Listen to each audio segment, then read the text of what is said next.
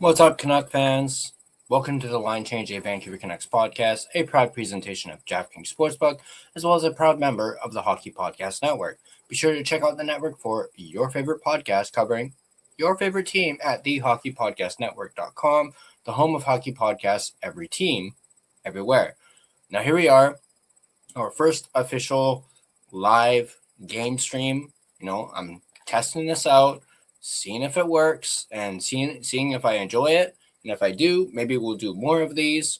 Not going to be doing what Russell does and doing every single Canucks game, but I'll do as many as I can, permitting, you guys enjoy them. And I got the game on right here, got the headphones in. The Montreal Canadiens versus Ottawa Senators game just ended. So that was I caught probably about 2 minutes of it, basically caught the overtime winner by Cole Caulfield. Montreal beats Ottawa 6-5. They're just showing some highlights from the Maple Leafs and Jets. Obviously, it is Hockey Day in Canada, Saturday night hockey, and they're in Moncton, New Brunswick tonight. So Canucks game hasn't officially started yet. We're, obviously the Montreal and Ottawa game went to overtime. So we just got to wait a little bit for the Canucks game to start. But we could, if you guys wanted to, do a little Ask Me Anything, so go ahead and post in the comments, either on X or on YouTube, a little Ask Me Anything, ask me whatever you want in the comments, permitting it's, decent and, not, toxic or anything like that or bad. And I will do my best to answer it. Gives you guys a chance to get to know me a little bit more. If you've never, seen the podcast before, gives you a little insight into who I am and the type of Canucks fan I am. So go ahead and drop those in the comments or in the live chat down below, and I will answer them, bring them up onto the screen. Obviously, game is getting ready to come up. They're just showing, Brock Besser, Connor McDavid. Obviously, it's skate night tonight, so I'm rocking my skate jersey here tonight. And as you can see, you have our skate layout on the stream as well. So while we wait for the game, as I mentioned, go ahead and ask me anything in the chat or in the comments, and I will answer it. We'll also maybe do a little bit of Ask Me Anything during the intermission. Haven't really quite thought of what to do during the intermissions. Maybe we'll have more discussions. Maybe for the first intermission, I will talk about some more Kiefer Sherwood trade watch. If you guys saw that video I posted earlier about the Kiefer Sherwood trade watch being in full effect, you guys can go back and go ahead and check that out. I was actually just trying to get another quick video out that was a continuation of that. But I think I'll do that in the first intermission, and then I'll just clip it and have it as its own video. So, because I have all my notes for it, so why not? So, once again, for those of you that are new, welcome to the Line Change, a Vancouver Canucks podcast. This is once again our first ever game live stream. First time I'm doing this. I haven't exactly live streamed a game or done any commentary during a game. So this is brand new for me, at least when it comes to, Canucks game. I did a little bit of it during the World Series, obviously on my Blue Jays channel, which I'm kind of taking a little bit of a break from just because I'm so focused on this channel. And, I obviously live streamed some of the games in the World Series and they seem to do really well. So yeah, that's why I'm giving this a go. Now, like I said already, I'm no Russell. I'm not the GOAT when it comes to doing it. So yeah, this will be a little bit different from Russell's, obviously. But yeah. So as I mentioned, just go ahead and drop some Ask Me Anything questions in the comments or in the live chat, and I will get to those while we wait for this game to start. Right now, we just got a commercial break. Oh, is this Sportsnet Ontario? Crap, it is. wonder if it's only Sportsnet Ontario that I can watch the game, or if there's like a local. We got Duolingo in the chat. Regular here on the line change. Duolingo, good to see you, buddy. Live stream hype. Yeah, we're actually able to do it because the game's on Sportsnet, and I don't got to worry about Amazon Prime. Is that a Deadpool hat? Yes, it's a Deadpool toque. I'm actually a big Deadpool, Deadpool guy. I actually even have a Deadpool hat, which I actually do not know where it is, but I figured I'd throw on the toque just because I figured, it's red and it's also pretty comfy too. So, but yeah. And also, I'm a big Ryan Reynolds guy as well, not just because, Deadpool. I'm just a big fan of him as an actor, just in general. And obviously, good Canadian kid, good Vancouver kid. So can't help but like him. Deadpool just came out for Marvel Rivals yesterday, a game I played. Yeah, I think can't remember. Have I actually played Marvel Rivals? I've played Rivals something before, but yeah, I don't do much gaming as much as I have in, recent kind of, obviously, the podcast is taking up a lot of my time. And then, of course, my regular job as well. So maybe I'll get back into it this weekend. Duolingo. You've had a ton of good news content and guests recently, bro. Thank you very much. Yep. Like I said in my Sherwood Trade Watch video, I try and get you guys the news out as fast as I possibly can. Obviously, I'm no, reporter, but I do the best that I can. Like I mentioned in that Sherwood video, I even stayed up longer than I should have just to get it out to you guys. Not my first live stream ever per se, but my first Canucks live stream. I obviously did a bunch of live streams during the World Series when the Blue Jays were in the World Series. I did a couple of those games. I think I did like maybe 3 games of those. So not my first time per se, but definitely first Canucks live stream ever. That is quite the toque on Kevin Bieksa. It actually looks a little big on him. Maybe it's just the way he's wearing it. I don't know. I do like Kelly Haruti's gray toque he's got on. I guess it's there's a 6'7". Crap. I'm kind of over the whole 6'7" thing. It was funny at first. Now it's not really a thing anymore. At least that's me. I'm sure Gerald will be very happy to hear that. Speaking of Gerald, he won't be around for the post game. Obviously, for those of you that don't know, Gerald is actually traveling. He's actually in Thailand. So Gerald will not be joining me on the post game show, which I'm thinking I'm going to have around 11. So it won't be connected to this live stream. It'll be a separate live stream on its own. And I'm thinking about maybe about 11 o'clock. That'll give me enough time to, do the scoreboard, get all my notes for it. So yeah, look forward to that. 11 p.m. Post game show. It'll be just me. And who knows? Maybe I'll get a few guests on. A few you guys in the chat. I'll maybe who knows? Maybe I'll do a open mic. Something I haven't done in quite some time.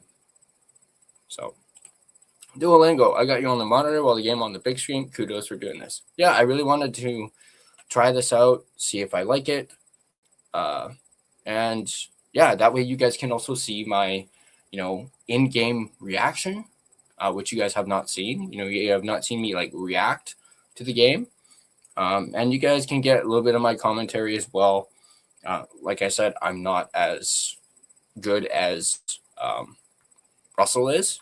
There might be some players that I don't actually know, at least on the Oilers. But here we go. The puck's about to drop. And the puck's drop. Here we go. Let me turn this up.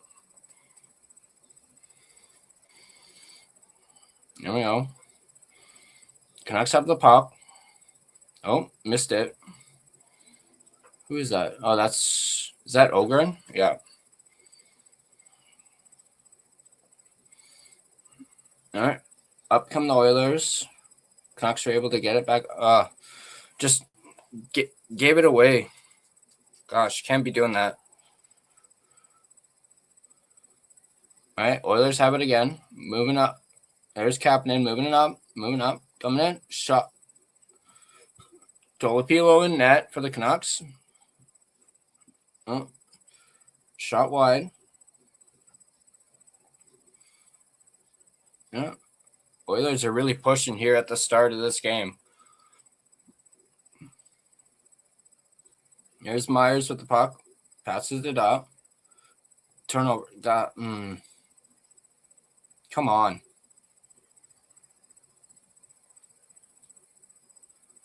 Oh, there's Kane.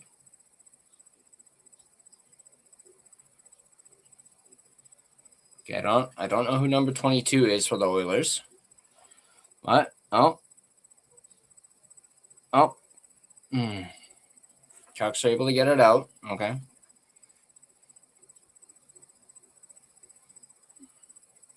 Ratsu with a big hit.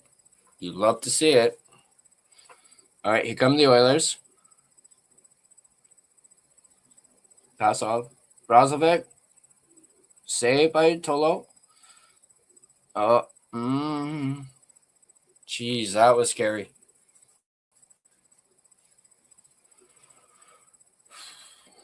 Oilers. Pass back. Inside. Oh. Echo couldn't get it through.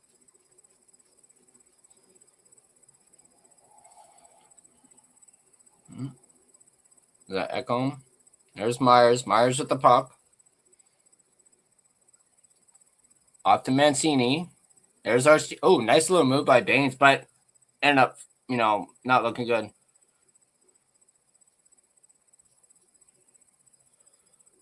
Attaboy, Sasson. All right, here comes Baines. Pass. Myers. Oh. Jeez. That was a good chance. All right.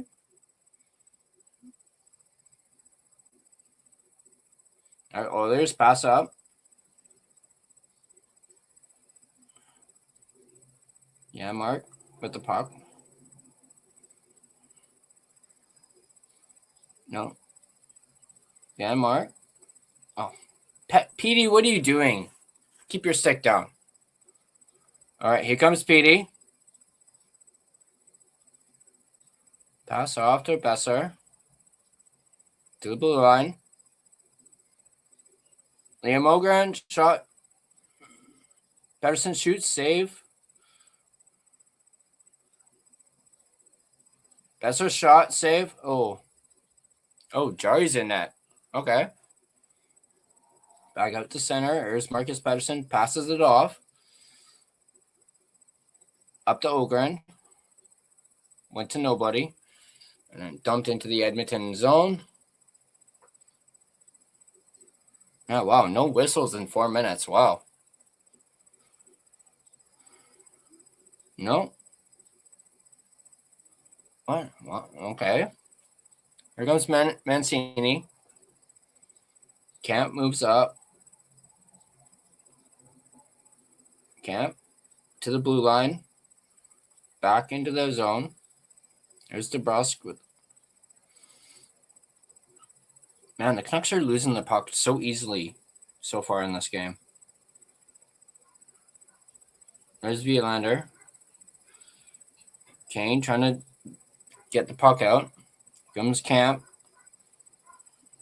Up to DeBrusque, who just flips it in. Okay, I didn't like that from DeBrusque.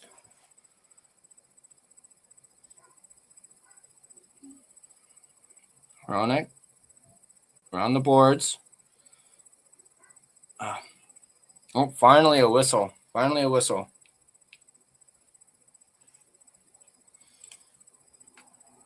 Have you lost the passion for watching games and being excited for them this season now, or still happy to? Well, I've missed the last few games because of work, so not because of, not by choice, but I mean, so far in this game, I haven't really seen anything that's really made me excited for this.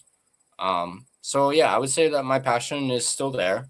I mean, I'm still doing content, still doing news for you guys. So that passion's still there. But I've kind of accepted that, the Canucks need to rebuild and this is a losing season. So it doesn't really bother me too much. I've obviously been through some pretty dark days as a Canucks fan. I've been a Canucks fan since the mid to late 90s. That was when they weren't that good. So I'm kind of used to it by now. So plus, oh, booey 'em.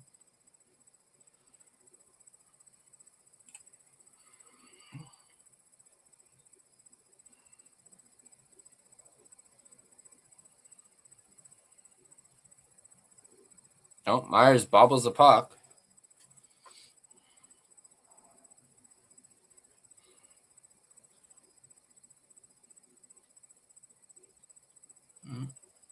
Oilers with the puck.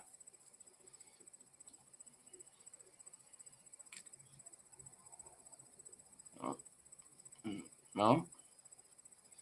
Oh, who's that? Lazar. Oh.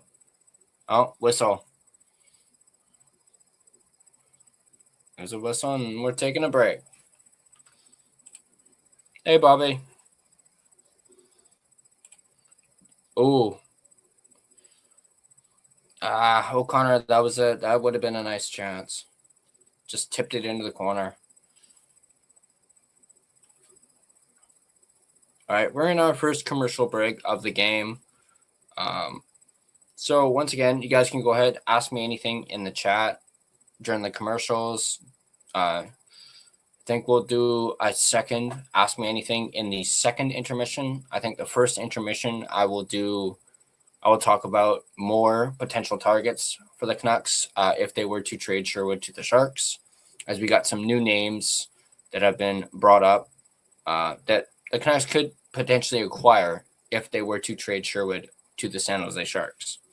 Some pretty darn good prospects too, on that note.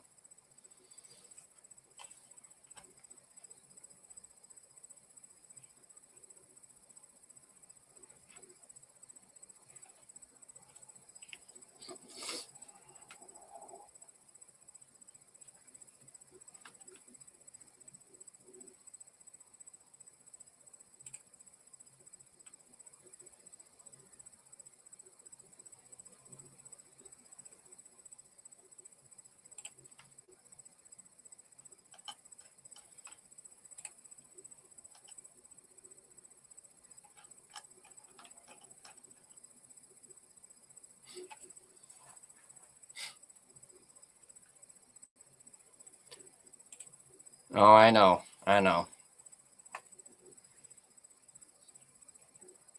Honestly, when I'm looking at it, it's backwards. It's in like in mirrored mode. So it's actually backwards when I look at it on the screen, but when I turn, I see, yeah. Who knows? Maybe I'll add a Sherwood jersey once he gets traded up there. So we'll see. We got somebody new in here. Is this Michaela 5799? So who are we gonna draft? Well, I hope Stenberg. I would absolutely love Ivar Stenberg if they drafted him. I wouldn't mind McKenna, but I absolutely prefer Stenberg over the two, and feel as though he's more NHL ready than McKenna. Two guys that don't want to just collect a check but win and play hockey. Absolutely, yeah. That you hit the nail right on the head there, duo. All right, puck drop. PD loses the face-off. Oilers move the puck up. Back pass. Is that McDavid? Ekholm. Nice save by Tolopilo.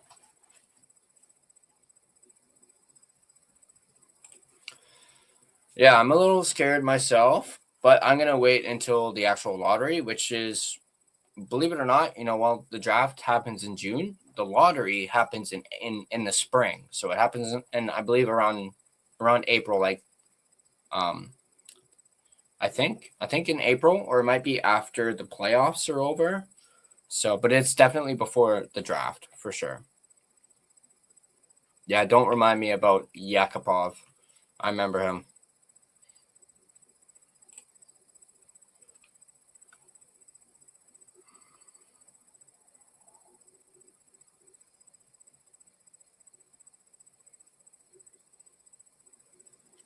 Oilers move the puck up. Oh, puck goes to the boards. Oilers have it in their zone. Oilers start bringing it up. Is that Bulliam? Williams moves it over to Camp. Camp got bodied there. Jari moves it around the net. Canucks have it in the Oilers zone.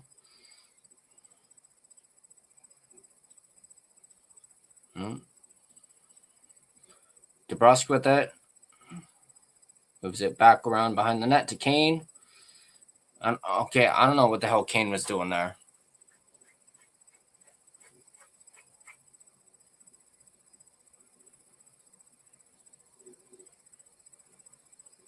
All right, here's Bulliam.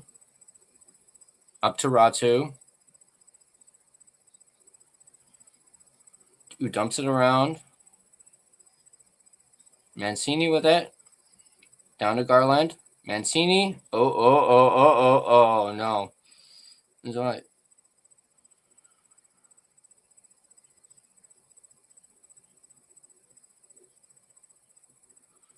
Oh, Mancini. Wow.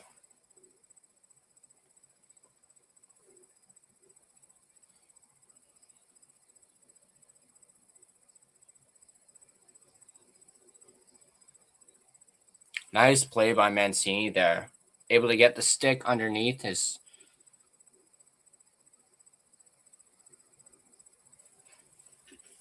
That was a nice defensive play by Mancini, although you could make the argument that should have been a penalty.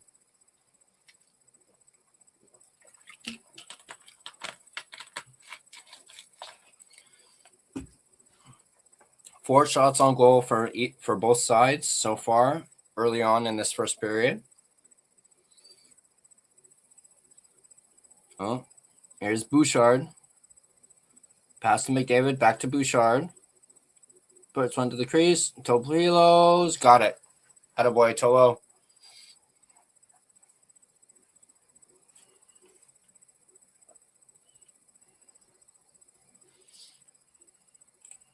How concerned are you about Demko being signed 8 times 5 times 3 and he's just perma injured?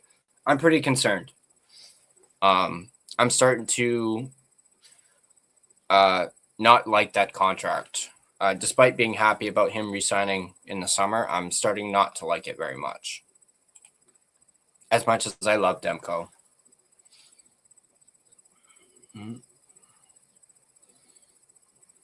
McDavid with it. Hronek's got it. Hronek brings it up. Here comes Ogren. Canucks offside. Ogren just a little bit offside there. A little ahead of Pettersson there.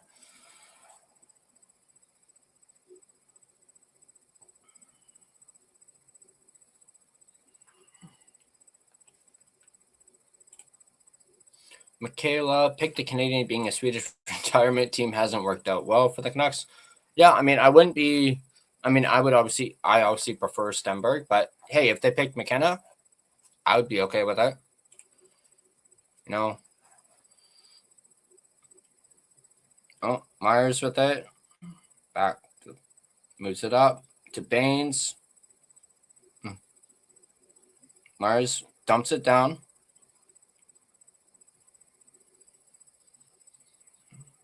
Oh!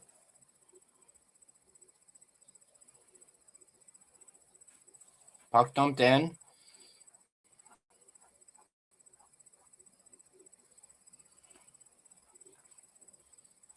Back to the point.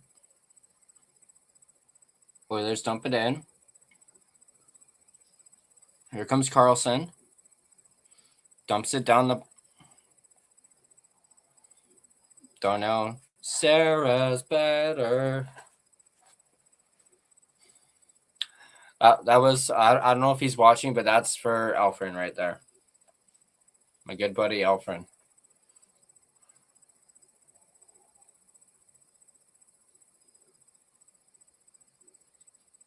There's Kapanen. Canucks bring it up.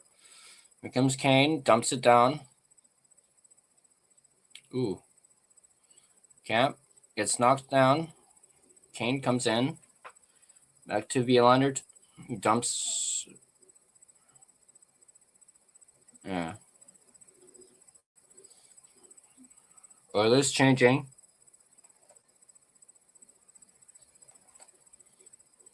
Halfway mark of the first period. Shots 5-4 in favor of the Oilers. Here comes Roslovic, who I think the Canucks should have signed in the offseason. Stasny the shot. Blocker saved by Tolopilo. Canucks. Hronik with it. Moves it up. Here comes O'Connor. Up to Garland. Garland with a spin. Garland sends it over to Marcus Pettersson, who shoots it right into the glove of Tristan Jarry for the whistle.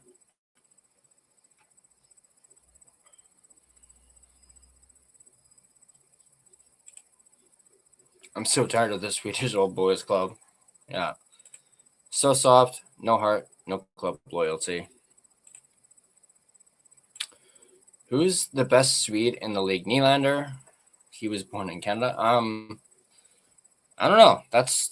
There's some pretty good Swedish players like throughout the league. I would definitely say Nylander is definitely one of them for sure.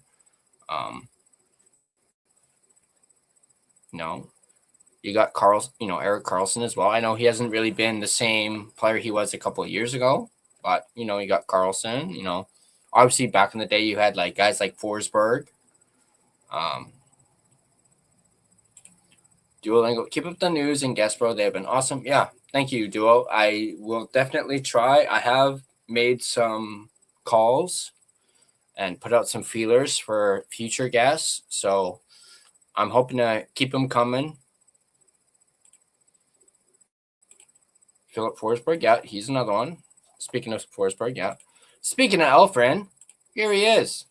Elfren, you missed it. You missed my Sarah's better when Darnell Nurse touched the puck.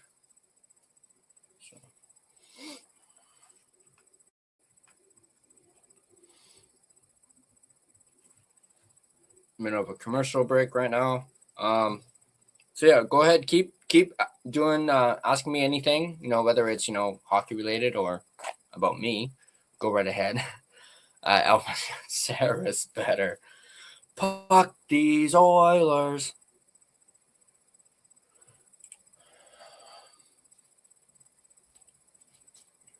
Ooh. Talking about Jim Rutherford and his quotes. We're not going to say no to having conversations about any player. I don't mind it being ugly this year because getting that high draft pick is important. Quotes from his Gary Mason and Patrick Johnston interview. All right, puck's about to drop. PD wins. Wow, PD wins the draw. Back to the point. Here's O'Connor. Shoots. Missed the net.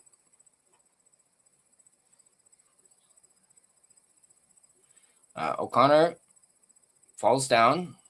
Pulling a little Bambi there. But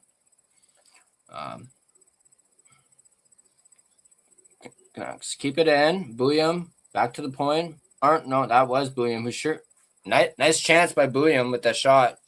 A little bit of traffic there in front of the net. All right. Oilers move it out. Garland with it.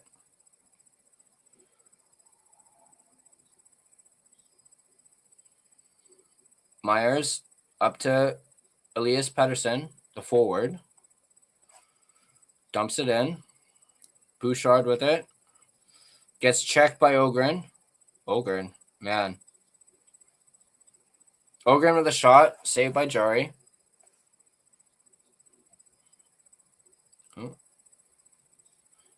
Oilers. McDavid had a chance, but the net gets knocked off.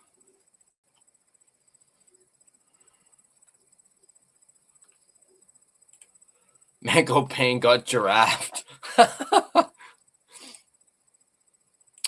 What do you do for work? Notice you work nights sometimes. I work up at Grouse Mountain. So I'm what's called a chef de partie, also known as a CDP. Basically, it's a fancy word for basically a junior sous chef. So I work up in what's called Lupin's, which is like a cafeteria style little restaurant up at Grouse, and I basically run the kitchen. So I'm in charge of the kitchen up there.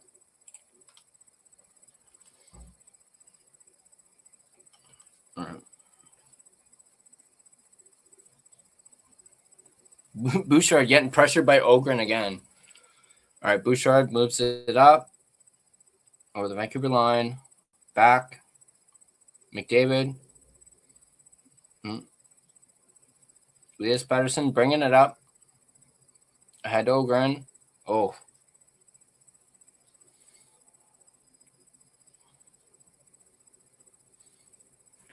Yeah, that easily could have been a 3-on-2 with PD, Ogren, and I forget who's on the other wing on this PD line. I think it's Carlson. All right, Baines moves it up, takes a hit, dumped into the Oilers zone. Trent Frederick with the puck. Oilers move it up to Nuge. Nuge gets kind of bodied by Sasson, who loses a stick. All right, Baines moves it up. Center ice. Canucks flip it in. Canucks changing. Sarah's better. Darnell Nurse just had the puck there, as you can tell.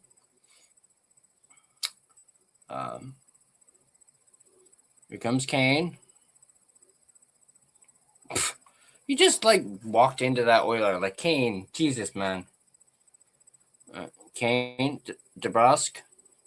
Over. Oh. William.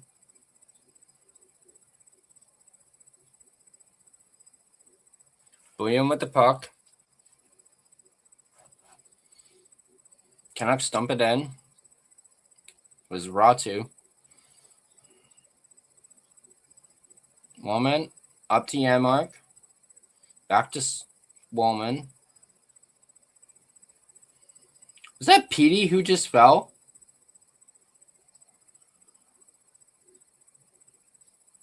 No, I don't think that was.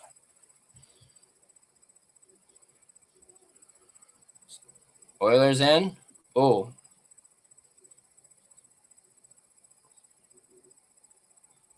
Puck down to the ice. Jari out to touch it. Nurse. Amberson now. Up to Nurse. Howard. Back to Nurse. Over. Amberson. Ooh. Roslovic with a nice chance. Nice save by Tolopilo. That was quite the shot by Roslovic, man.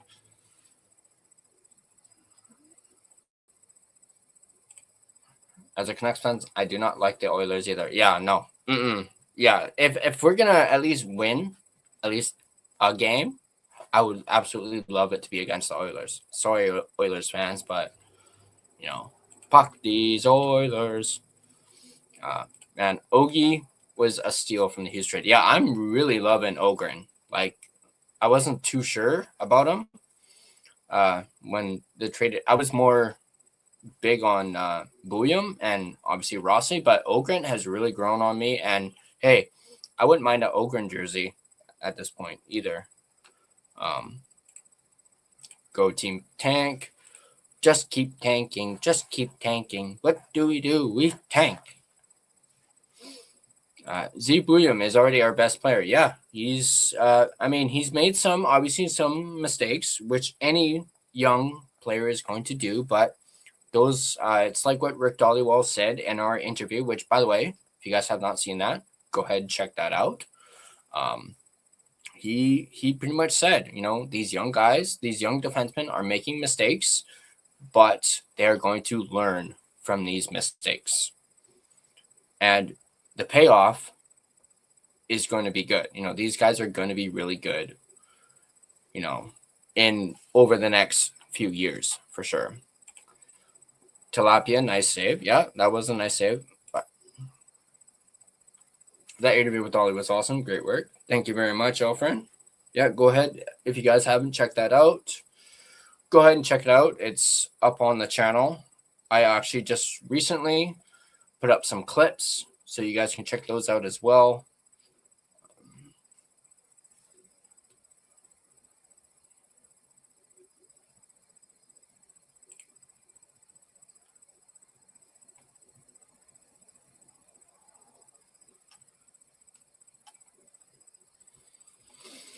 All right, McDavid. Oh, no, not McDavid versus PD on the faceoff. That looks like PD wins the faceoff. Bouchard with it. Over to McDavid. Pass intercepted. McDavid, 70 points versus the Canucks. Wow. Okay, I didn't even know that. Wow.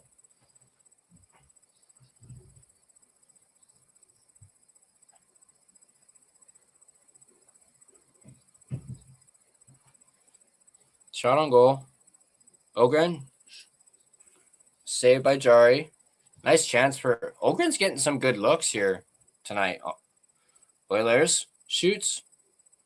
Blocked. Pass around. McDavid.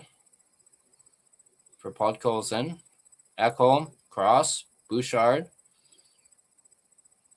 McDavid. Oh, come on, PD. What the fuck was that? Bouchard drag move. Tolopilo. Nice little moves from Bouchard, but I don't know if you guys saw that, but PD just kind of went like, when trying to check McDavid. Like, dude, come on. Ooh, yeah, nice little move. That was a nice move by Bouchard. Somewhat happy Christ Schittle is not playing. Yeah, I'm kind of happy too. But I hope, everything is okay with him and his family, though.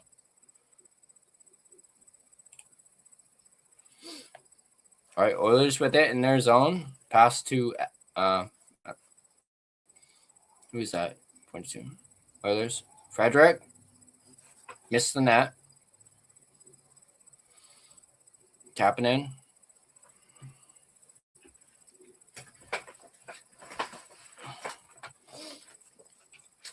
Bauman. Nuge. Back down into the Oilers zone. Down to the Canucks. No, not enough for icing.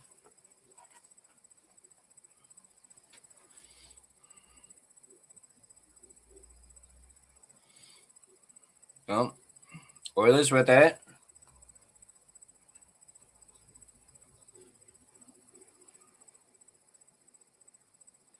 Sarah's better. Nurse with it. Up to Emberson. Dumped into the Canucks zone. Mangiapane around the net.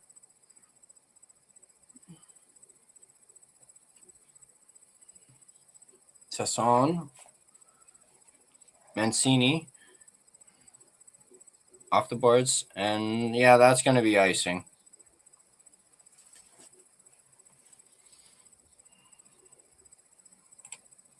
Who does Boo Houchard think he is? Another McDavid? Boo Houchard. Okay, that I haven't heard that one before. That was a good one, Alfred. I like that one.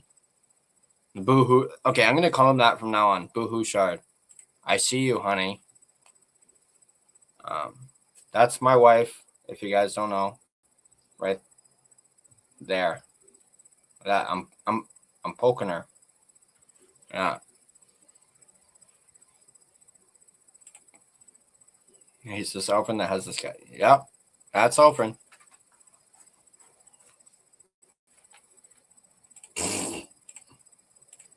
Hi, Harry. Good to see you, buddy. Subtai's wife. All right. Savoy, Bouchard. Okay, that's good. Savoy. Behind the net. Rozovic. Oilers pressuring right now. Nice save by Tolopilo. That looked like it may have been with the toe.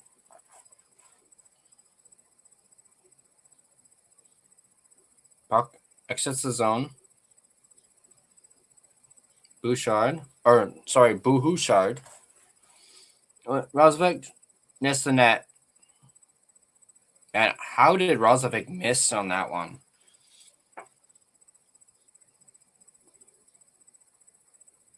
Mancini with it in the Canucks zone.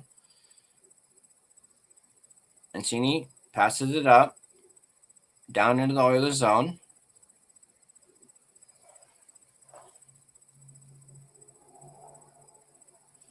Last minute play in the first period. Shots 9-7 in favor of the Oilers right now.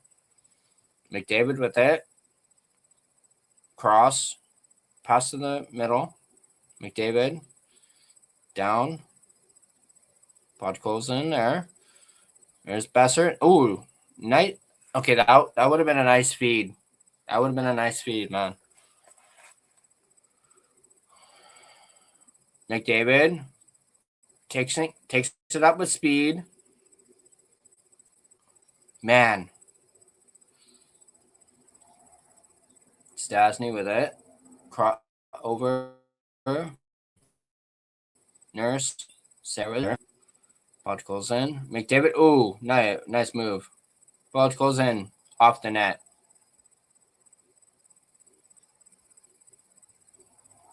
Oh, Hronik with a little jab on Podkolzin there as the period ends.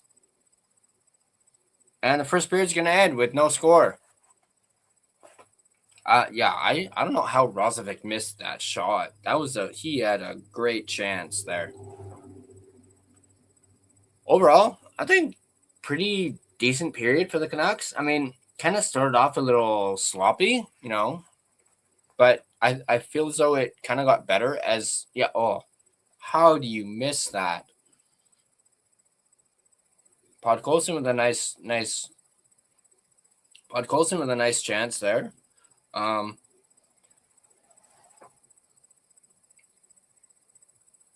Scoreless after one. Shots 9-7 in favor of the Oilers. And we're at our first intermission of our first Canucks live stream. Let's get to some of the comments. Subtai's wife. Yeah. Can't believe teams aren't offering Sherwood for a first. Like, what is going on? Teams just aren't biting on, they're not taking the bait, they're not taking the chum, pun intended. They're not biting. So I think the Canucks are kind of letting up on it. They want to get this done. And I think they've realized that they're not going to get a first for sure. Like an actual first draft pick, first round draft pick. So, but I did see something about teams wanting to use their first round picks on guys like Kadri, Panarin, guys like that. They want to save their first round picks for guys like that. I think they even mentioned Connor Murphy. I saw that and I was like, okay, Sherwood is worth a first if Connor Murphy is, because Connor Murphy, in my opinion, is not worth a first round pick. But that's just my opinion. Now he's injured, so it's rough. I don't see the injury making, haltering any trade. They're still working on a trade despite his injury. So I don't think that's going to affect him being traded at all.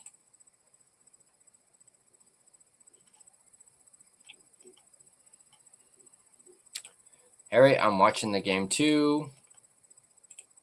Jack shit misses the net. Oh, Harry's at the game. Awesome. Cool. How's the atmosphere there at Rogers Arena there, Harry? while watching your stream. I appreciate that, Harry. Wow, Harry. Maybe I shouldn't have been to the game. Well, hey, they're not losing yet. So maybe you're a bit of a good luck charm there, Harry.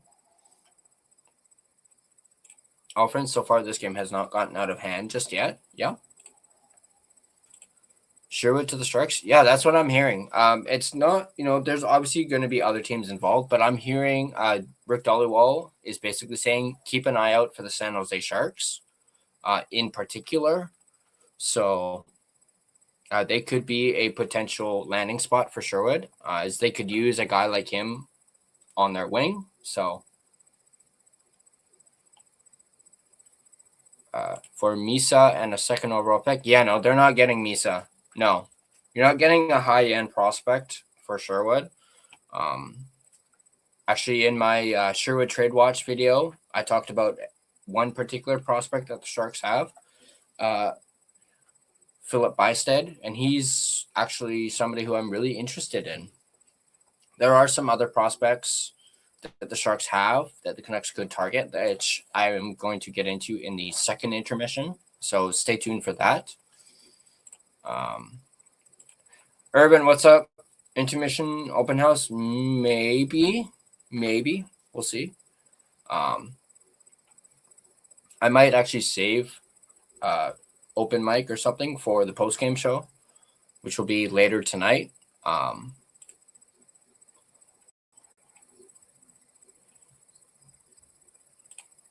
If it continues like this at this point, I don't think Canucks will get a first out of Sherwood.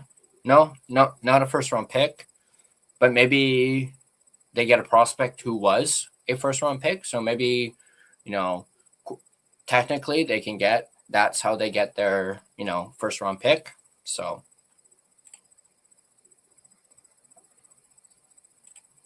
Dan Murphy? No, Connor Murphy is who I was referencing.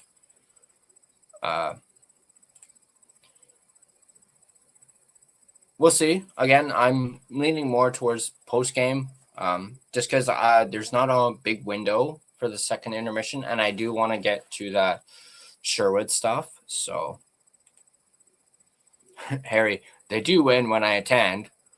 Well, one win ain't going to hurt, considering how many times or how many losses we've gotten so far here in 2026.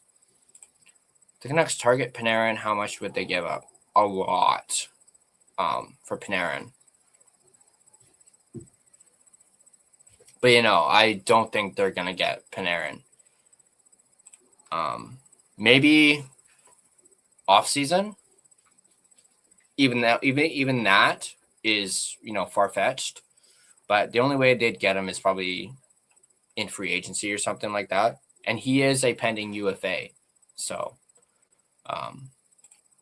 hell yeah, because I'm having dinner soon. Panarin is someone, if way close to winning now, and we are definitely not. Yeah, Panarin is probably out of our price range. He's probably going to want big money too, and I don't think the Canucks have the cap space for him either. So maybe if the Canucks hadn't paid Demko 8.5 over the next 3 years, that doesn't kick in until I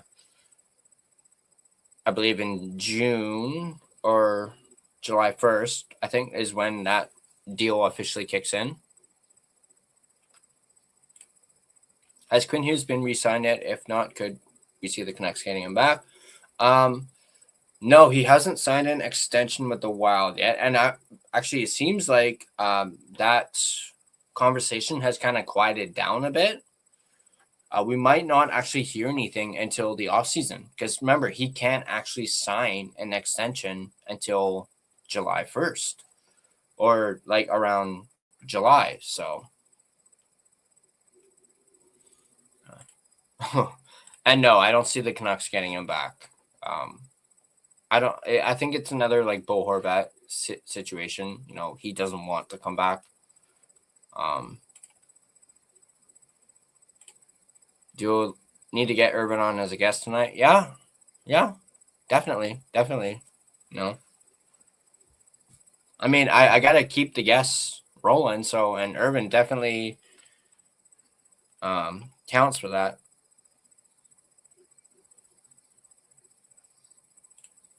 Alvin is a dummy. There was no way to sign that contract. I believe you're referencing the Demko one. Yeah. I'm starting to question that move as well.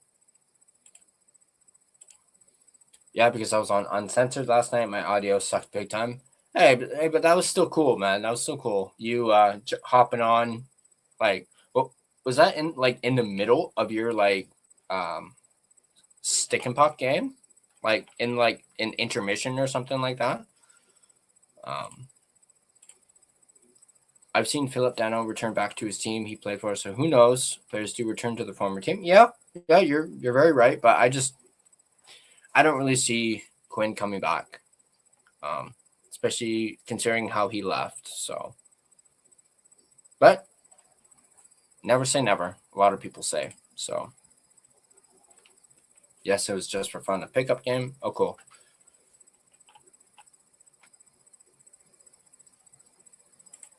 The timing of the Demko signing was really redundant. I could have waited. Yeah. The fact that they didn't have to do it until this upcoming July, but they signed it literally a year before they really needed to is definitely very puzzling for sure. I mean, it was a little puzzling at the top. Excuse me, at the time, but now it's even more puzzling because of Demko and his play and the fact that he's injured again, and this is now 2 injuries so far alone this season. So, with guys on my team, awesome. Ooh, this is a good question from Harry. Would you rather have JT back and trade PD, or have Horvat back and not have to trade PD?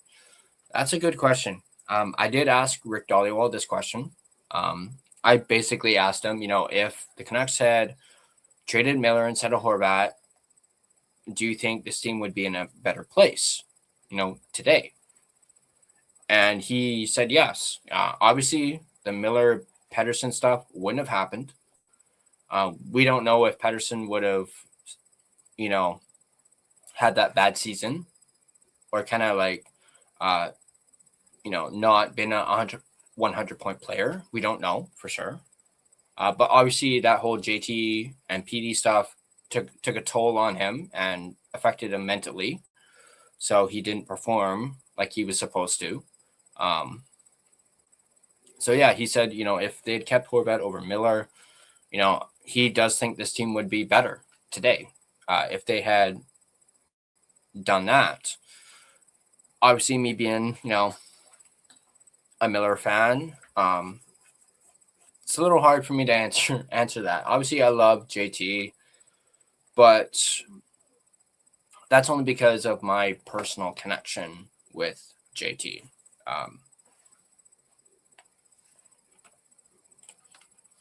Giving up a first rounder for Marcus Pedersen, they could have got him for free in the offseason. Alvin pisses me off. Yeah, you're right. They easily could have gotten him in the offseason, but it just seemed like they just wanted him and didn't want to wait. So, I definitely don't agree with that trade. Well, based off of how he's played this season, I don't like that trade at all.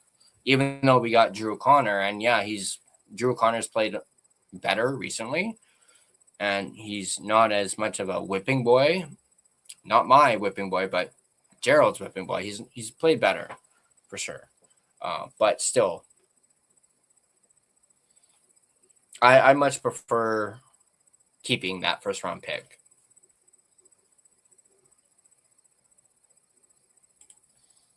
But we could have had all 3 if not for the OEL contract.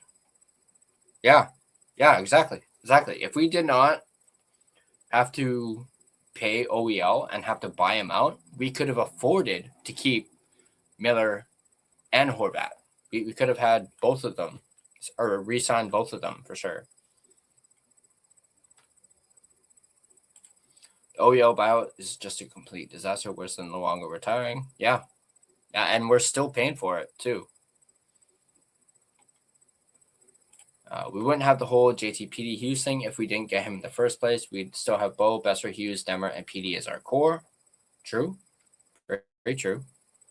Tyler, are you going to live stream every Canucks game? No. I won't be doing every live game like Russell does. I might just pick and choose certain games. But I'm also just simply testing this out, seeing if I enjoy doing this and want to continue doing it. So this is just like a test run. If we didn't get JT in the first place, thanks, betting. Do you think Myers could be traded, or does he have a no? He does have a no trade, and I don't think he would waive because he doesn't want to go anywhere. It's being here is like a personal thing for him. I believe his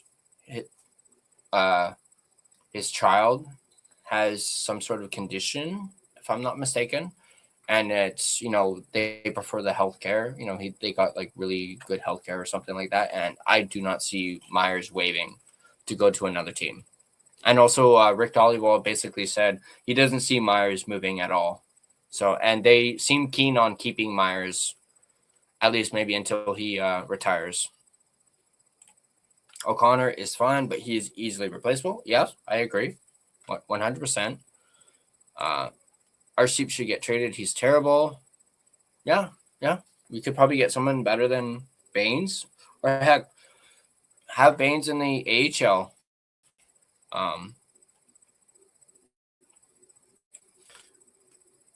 OEL leads Toronto defense in points.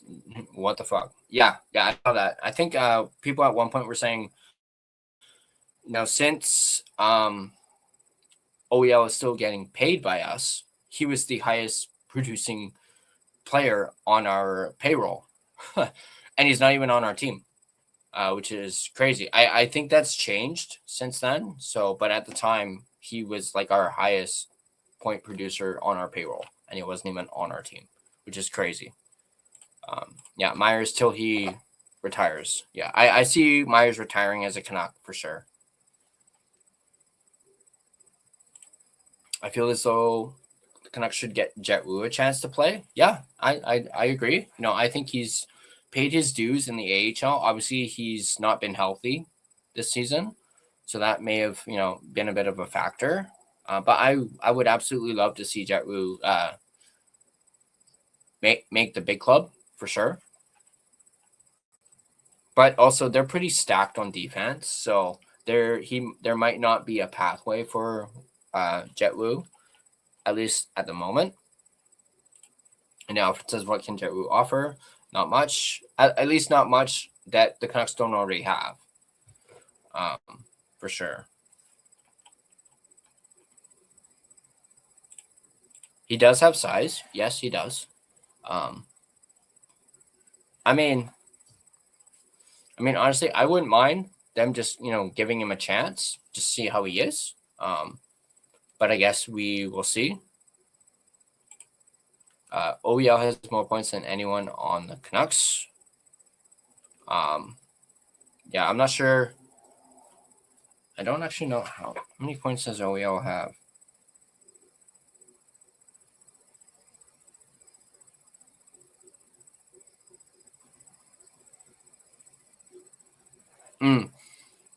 I know we're going to be getting into the Sherwood stuff in the second intermission, but I just noticed something. According to Elliot Friedman, the Canucks have given Kiefer Sherwood and his agent full permission to speak with other teams. So there's that.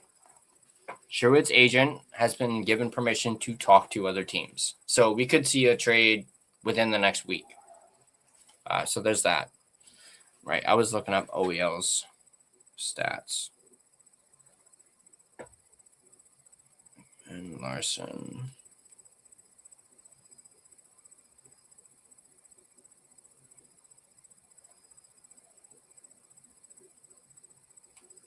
Yeah.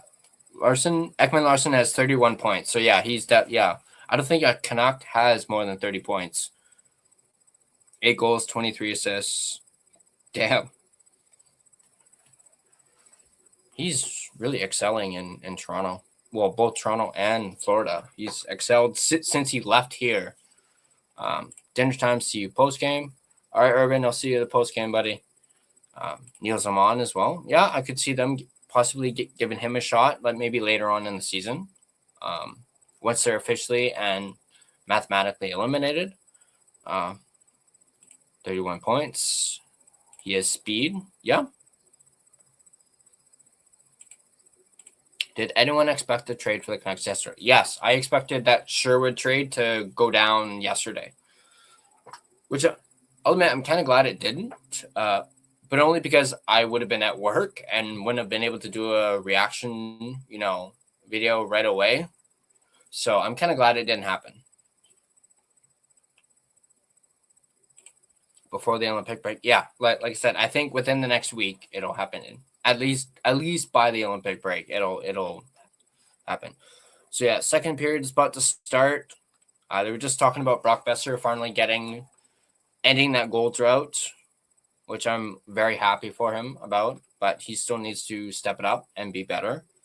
Are you Vancouver Canucks on TV? I just have it on my iPad right here. So could you see a trade happen next Friday? Yeah, I could for sure. All right. Second period starting. Into the Canucks zone. Up to Besser. Across the ice to, who is that? Ogren with it. No. Here comes Podkolzin. Whiffs on it.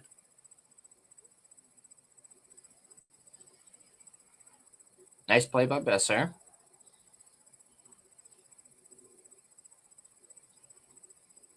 Sarah's better.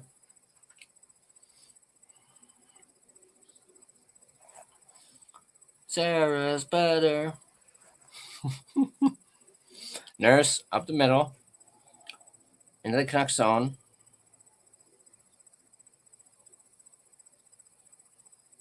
All right, Nugent Hopkins with it behind the net. Back to the point. Emerson to Nuge. Back to Emberson. Oh no, that's Kapanen.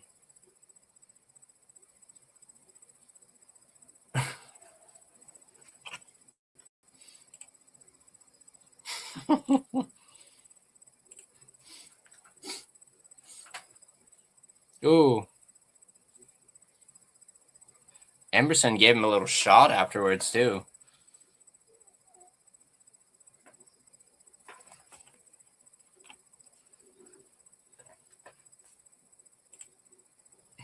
It's gotta be Kane.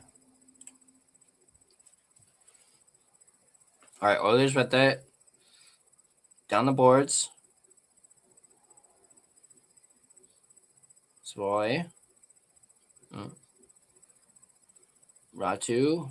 Up to William. Ratu. Shoot. Nice save by Jari and puck out of play.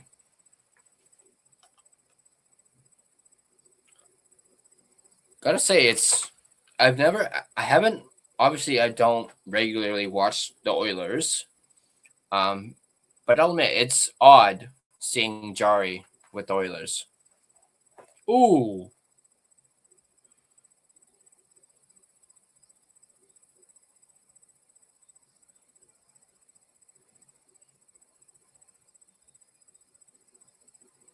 Hits are 8-6 in favor of the Oilers right now.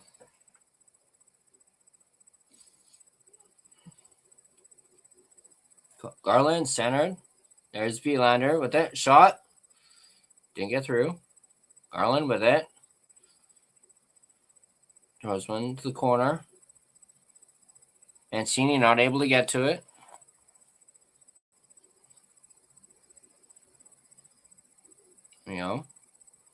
Dan Mark with it.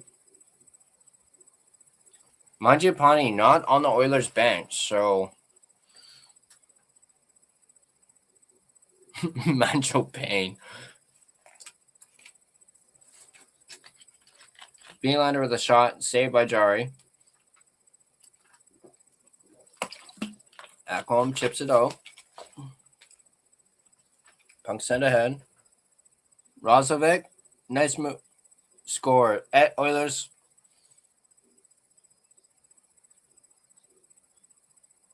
Hold up.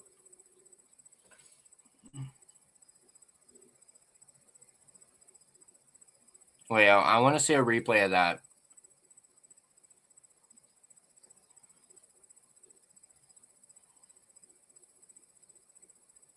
How is that not?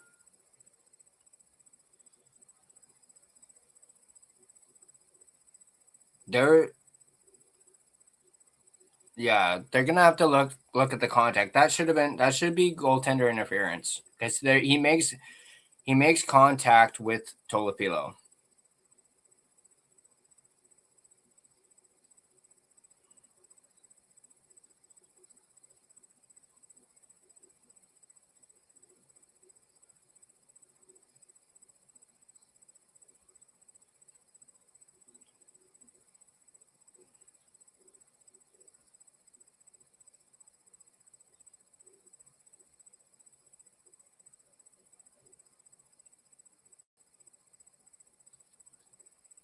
Yeah, Sasson may have pushed him, but it's still they should at least still take a look at it.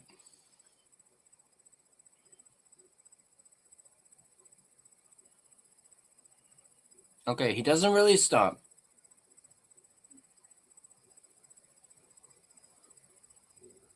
That's gonna be a tricky one.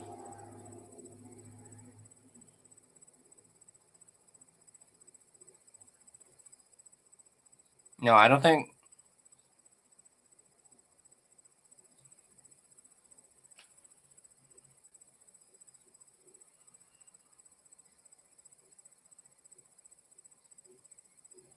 Just do it. Just do it.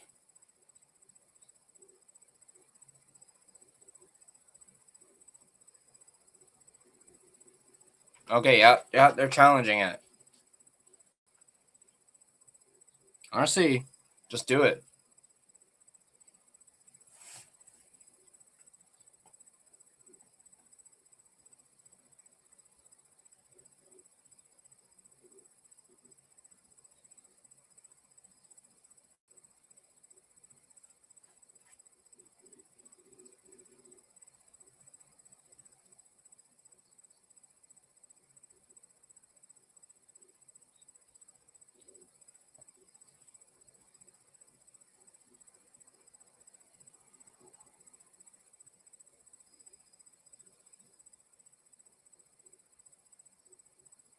Getting another look at it. I mean, like I said, it's going to be close. It's going to be close.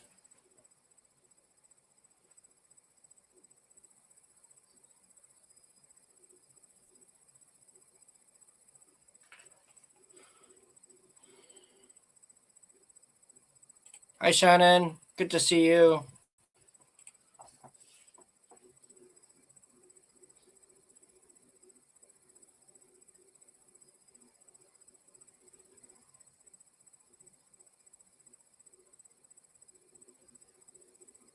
Oh, that's bullshit. That's bullshit. Challenge failed. That's bullshit. That's bull. How can you be certain about that? That's bullshit. You can't.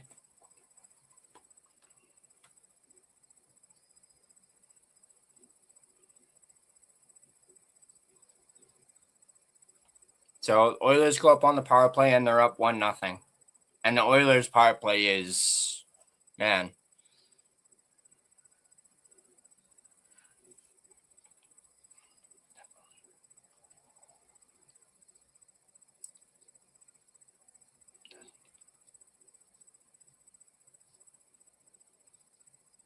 All right, Nugent, Hopkins with it to McDavid, to Bouchard, to Lapilo with a nice save. Sorry, that was Bouchard.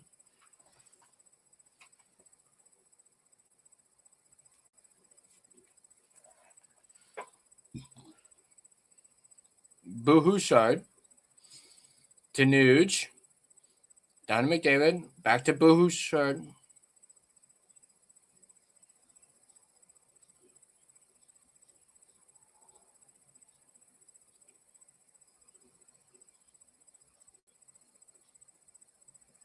They finally blow the whistle. Man, that was close.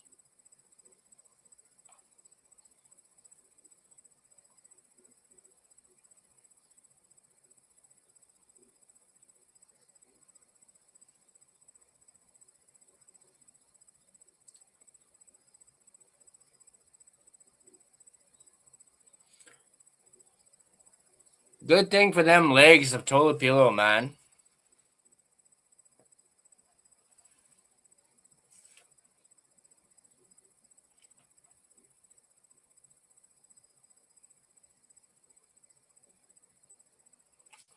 Canucks dump the puck down the ice. Oilers now out shooting the Canucks 11-9. About 5 minutes into the second period now. Up 1-0. Here's McDavid. Wallman. Over to Nuge. McDavid. Back to Nuge. Pass in front. Wallman. Bouchard.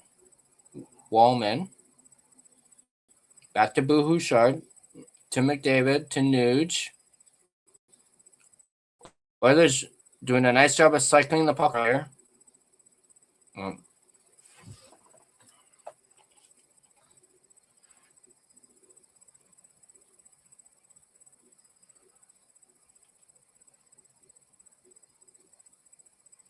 All right, 6 seconds left in this power play. McDavid spins over. Tolopilo, a nice save. What a save on Wallman. And the power play's over. Here comes Garland. Over. Pedersen. Oh! All right, that was a nice move. Mancini.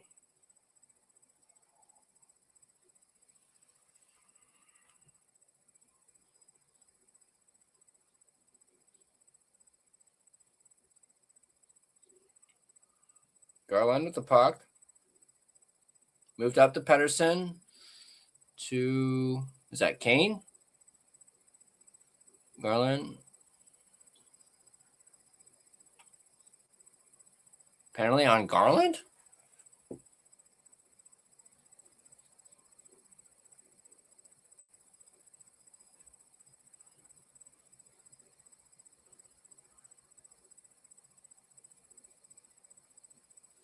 Hold up.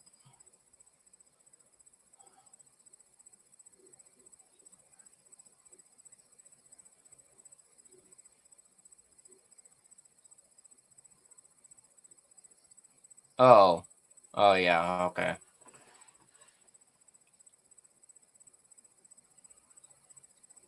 Okay, yeah. Yeah. Kind of lost control of his stick there. Garland knows it.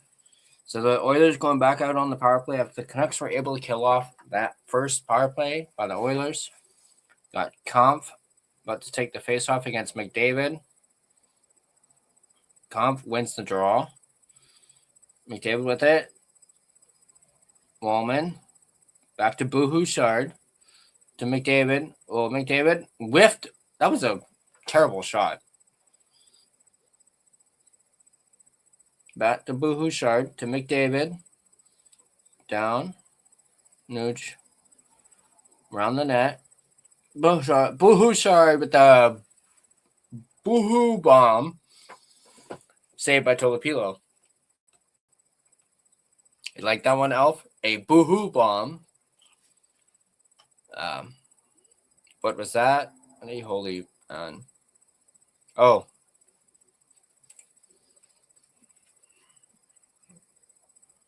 Those tilapia legs. Jeez, yeah. Where's Sherwood when we need him? I know, right? Could use him in this game.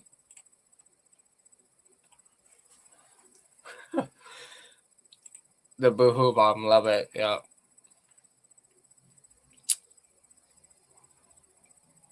All right. Canucks dump it down the ice. There's Wallman. Picks it up. Drops it back to Bouchard. Up to McDavid. Takes it into the Canucks zone. Is that Bouchard again? Drag. Hyman. Bach.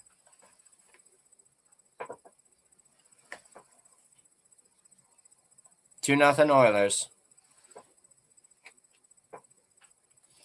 Just keep tanking. Just keep tanking.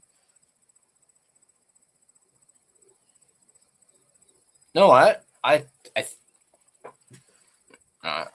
gotta check now. I think I have Hyman in my fantasy, so I actually don't mind this at all. Ooh, that just a dribbler.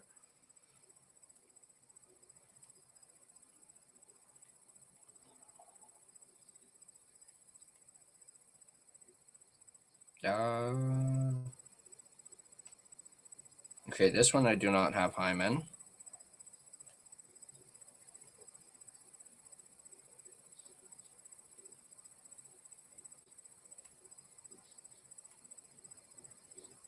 No, I don't have Hyman. Never mind. Although, shit, I need to keep an eye on my lineups.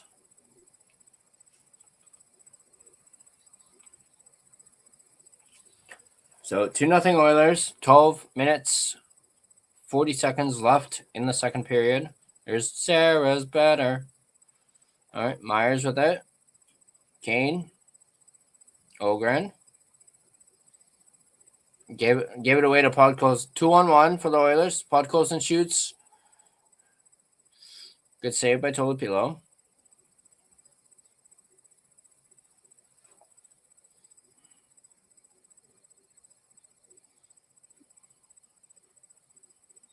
Who's that? Tapping in. Razovic into the corner.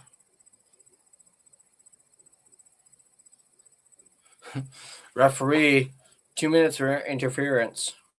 There.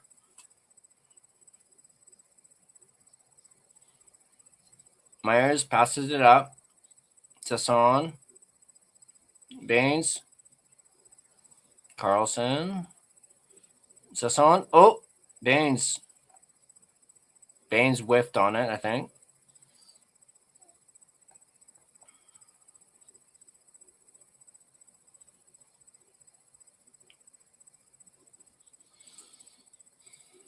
Right. Sasson. Missed. Didn't get it on net. Hronek.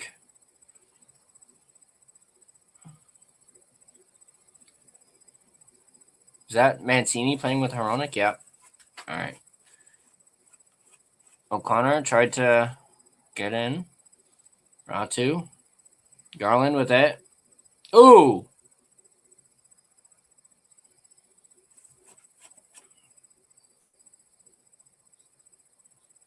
Pedersen. Marcus Pedersen.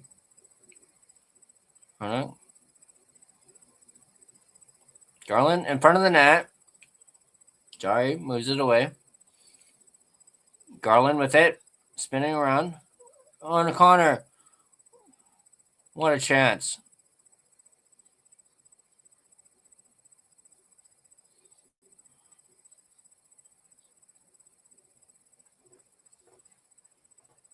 McDavid. Spins around. Oh, Nurse. Tolopilo. What a save by Tolopilo. Tolopilo is keeping these guys in this game. He's made some pretty big saves early in this game. Great chance by O'Connor. Sarah's better. That's why Darnell didn't score, because Sarah's better. Play La Bamba. 6:49 on the second period. Hyman goal. It's going to be 4-0 once the game is done. Hey, it helps to give me a hell yeah, ref. Yeah. No yeet for the Canucks. Yeet for the Oilers. Hyman is on a tear. Yeah. And you know what? I think I did have Hyman in my fantasy, but then was forced to drop him because I needed space, and I had a lot of people on injured reserve, so I ended up having to drop Hyman. And this was when he first came back from injury, and I just didn't have any space for him, so I had to drop him. So someone probably snagged him right after that.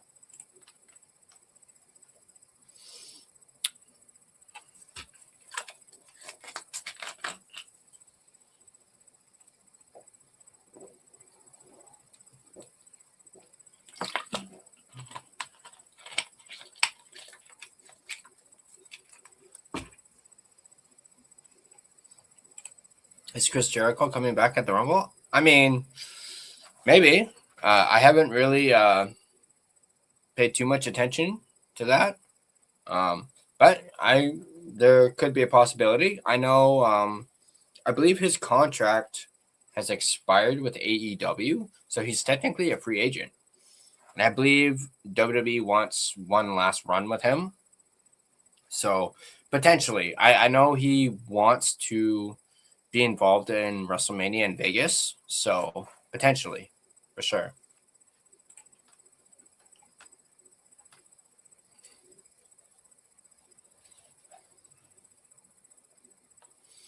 All right, I'm going to take my tube off as it's getting a little hot.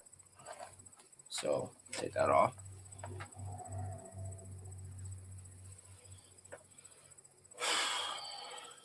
All right. Puck about to be dropped. Oilers win the face off. Oilers dump it in. Myers gives the puck away. Jesus. Chaos draft, man. All right. Jake Russ moves up to Bulliam.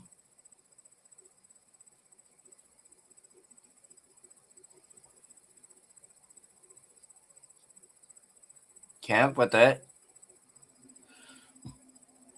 Fighting off Ullman there. DeBrusque. Around the boards. Myers to Bulliam. Shot. Oh. Nice. Big hit from Kane. Oilers clear it.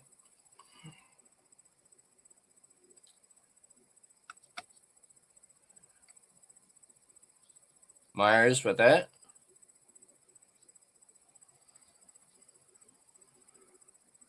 Besser. Couldn't get it off. Oilers dump it in. Ogren for it.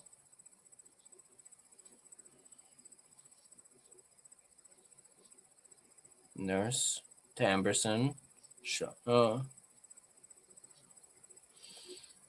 Good chance for the Oilers there.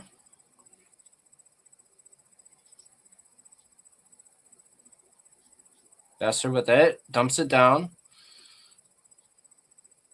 Pedersen. Besser with it. Shot. Oh. Pedersen.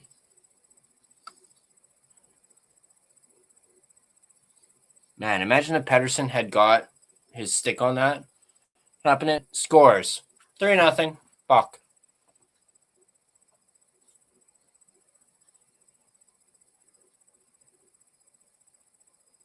Oh. Just keep tanking. Just keep tanking. What do? We tank.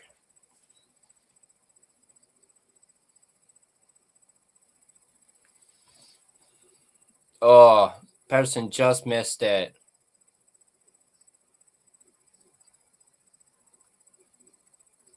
Nuge gets the assist.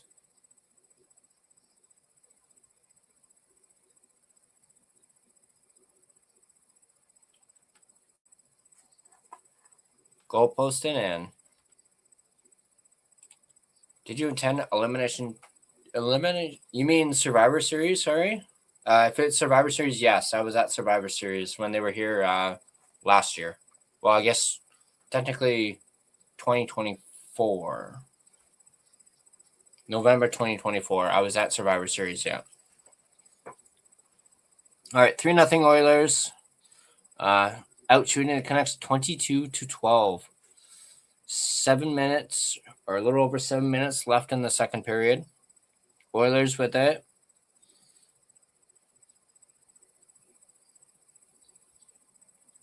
Myers. Garland with it. Up to, is it Ratu? Bouchard with it. Falls on his butt. Bambi. At least the Oilers version of Bambi. Bouchard still with it. Looking up ice. Up to Hyman. There's Hronek. Up to Max Sasson. Coming in with speed. Hronek. Marcus Pettersson. Wrist shot. Shoot. Oh, man.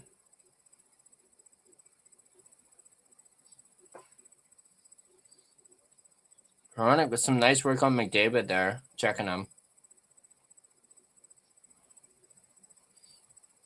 Archie Baines. Over to Carlson, who dumps it in. Jari Witt stops it.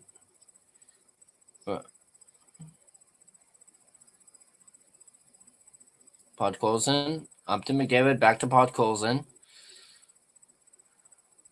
Round. Nurse. McDavid.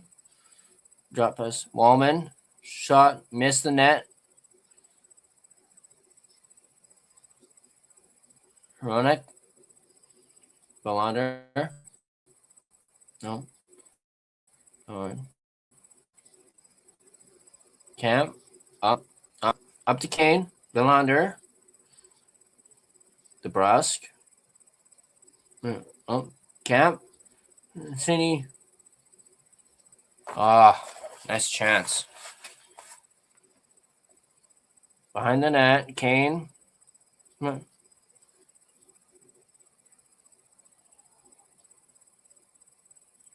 Oilers. Howard. Up. Bach. Brozovic again.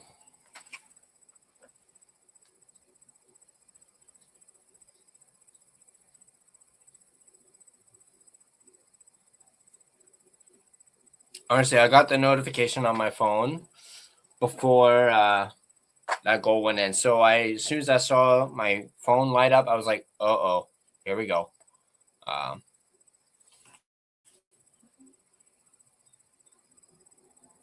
Right through Mancini's legs.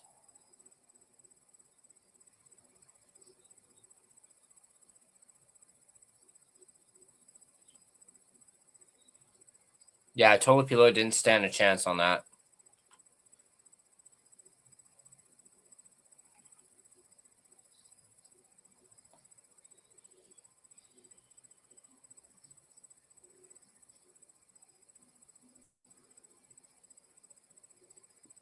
Hearing a loud "Let's go Oilers" chant in the arena.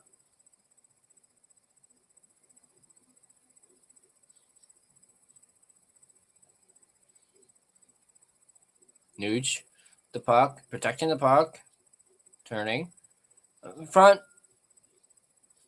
Wow.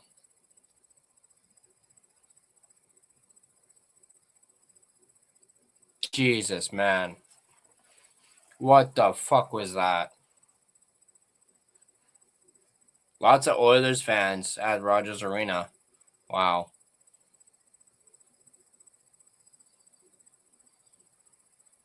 Myers, what are you doing?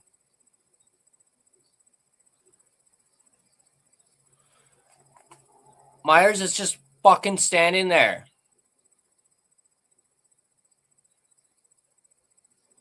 Little mistake there from Bouillon, but you know, he's young, but Myers is just standing there like a freaking Jesus, man. Yeah, fuck these Oilers.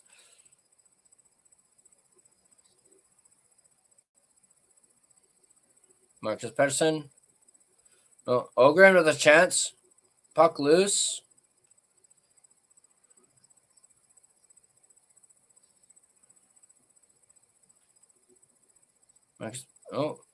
Chance. Jari covers it for the whistle.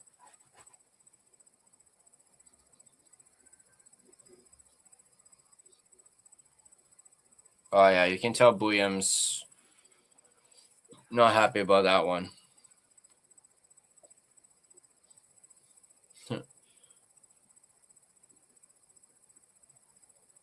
Duo called. I told you, blowout coming. Yeah, you called it.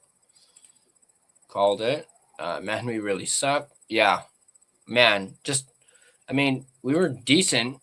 We even said it in the first period, we haven't, let things get out of hand. Well, I think it's safe to say they've gotten out of hand now.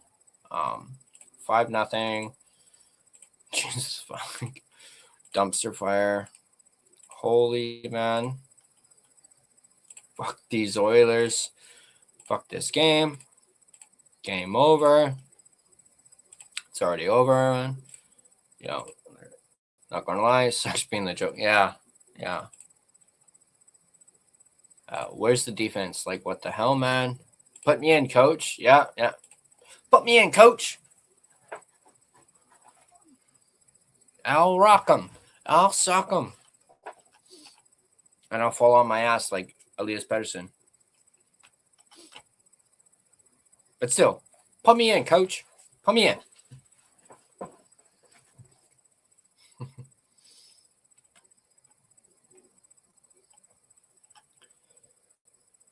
Oh, man.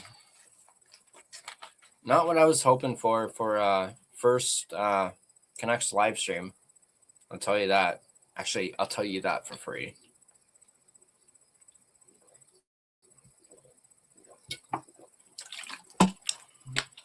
Ryan Nugent-Hopkins playing his 999th game. Tomorrow will be his 1,000th game. Imagine if we had him. Jeez. G, what's up, buddy? Yeah. Giving it a test run.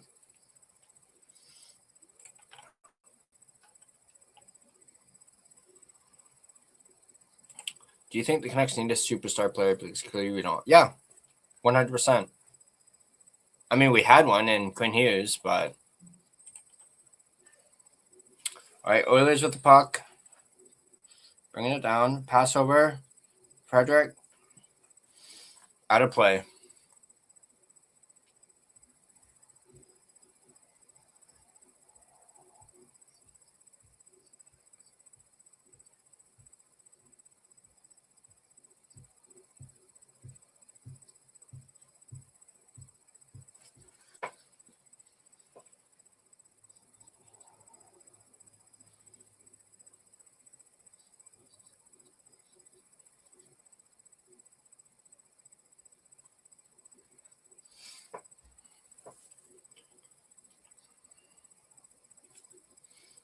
All right, Oilers.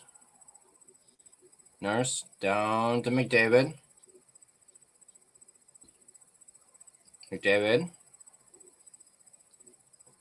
Emberson to McDavid. McDavid across. Emerson. Just out of the reach of Garland. Garland around the boards.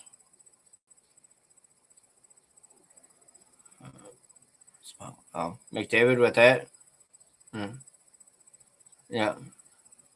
Pod calls. Fuck.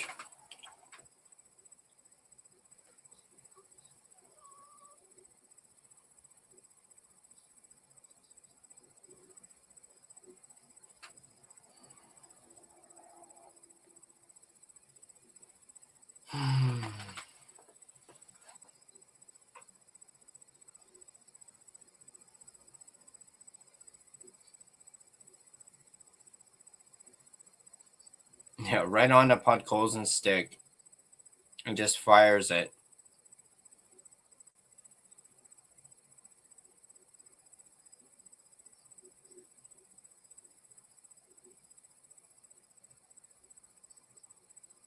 Fuck, 6 goals allowed in...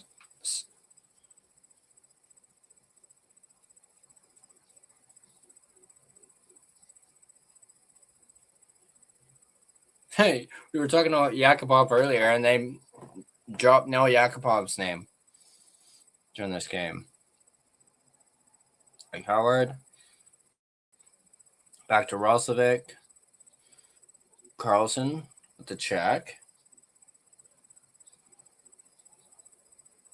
Villander with it. Cross. Ooh. Mancini up to Sasson. Off the boards. Down in the Oilers zone.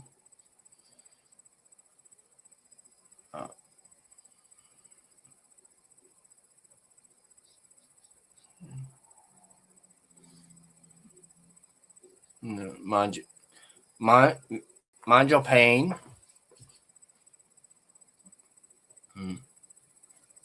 Bouillon with it. Up. DeBrusque.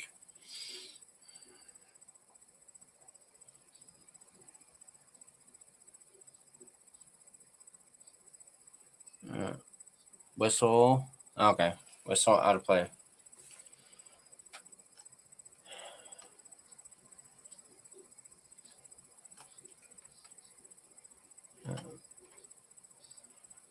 Yeah, I'm going to a commercial break.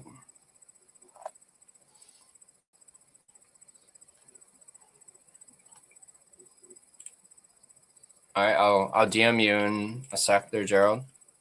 Although I just saw some notifications, so maybe you already DM'd me. Go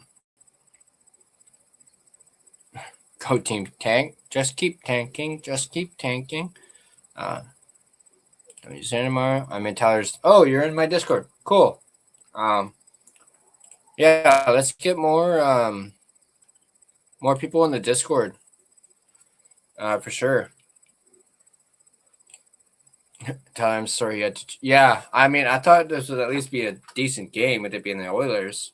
But yeah, definitely a bad game to live stream for the first time, for sure. Should put Lanky in the net. Yeah, I wouldn't be surprised if in between periods that we see Lanky. Although I think I saw something about Lankinen might be a little under the weather, so maybe they won't. I'm not sure. It's going to be 10-0 by the end of the game. 7-0 incoming.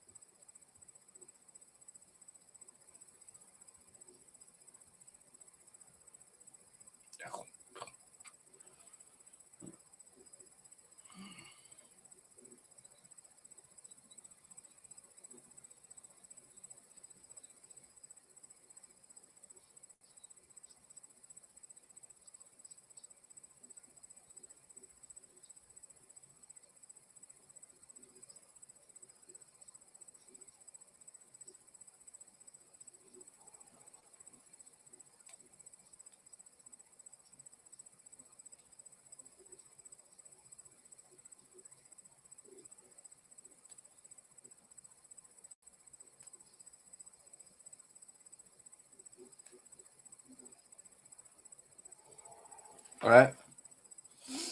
Oilers with it behind their net. Ooh. Kane.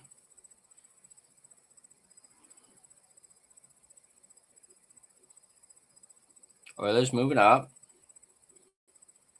Up to Nurse. Sarah's still better. Nurse with a shot. Nice save by Tolopilo.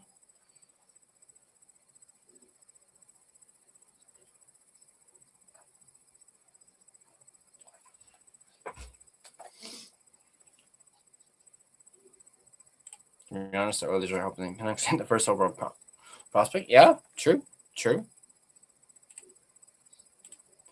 Yeah, there is that possibility. And it's just Canuck luck, too. Well, I mean, I hope not. I mean, those things are freaking expensive. And you're not going to get it back. So, oh, yeah, they're talking about Lankinen right now.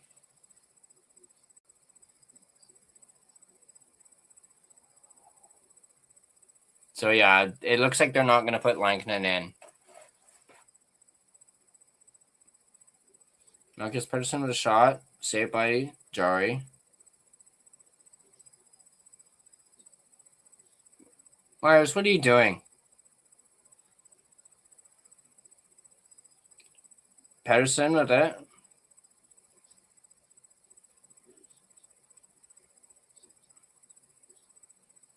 Last minute to play in the second. Others up. Nuge. Kapanen. Pedersen with it. Just flips it.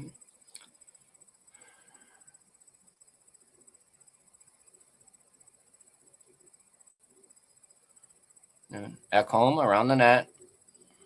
Back around the net again.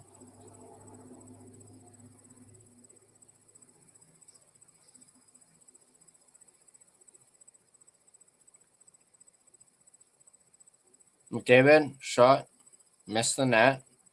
Not Langton. Tolopilo covers it. Yeah, I think they were just talking about that, and it doesn't look like Lankinen is going to play, just because he's feeling under the weather. So I don't think they put him in if he's not feeling great. Although at the same time, it's probably not fair to Tolopilo if he gets lit up, but.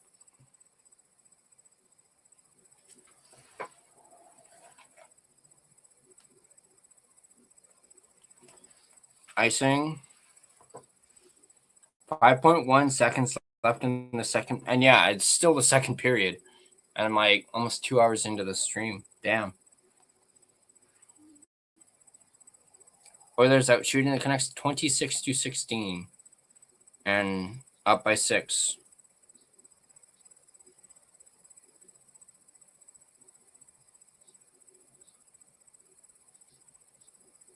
Canucks win the draw.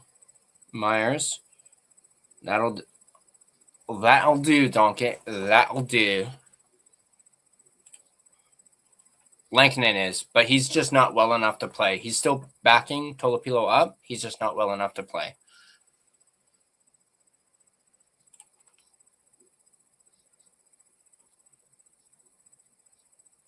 Yeah. Oilers are surprisingly playing well with. I mean, they still got McDavid.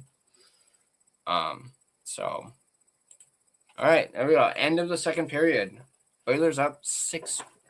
Jeez. That hurts to say. But we are in our second intermission. So let's talk Kiefer Sherwood trade watch. Let me actually bring up what I had. Actually, I took it down, but I can easily get it back up. Let's see if I can find it here.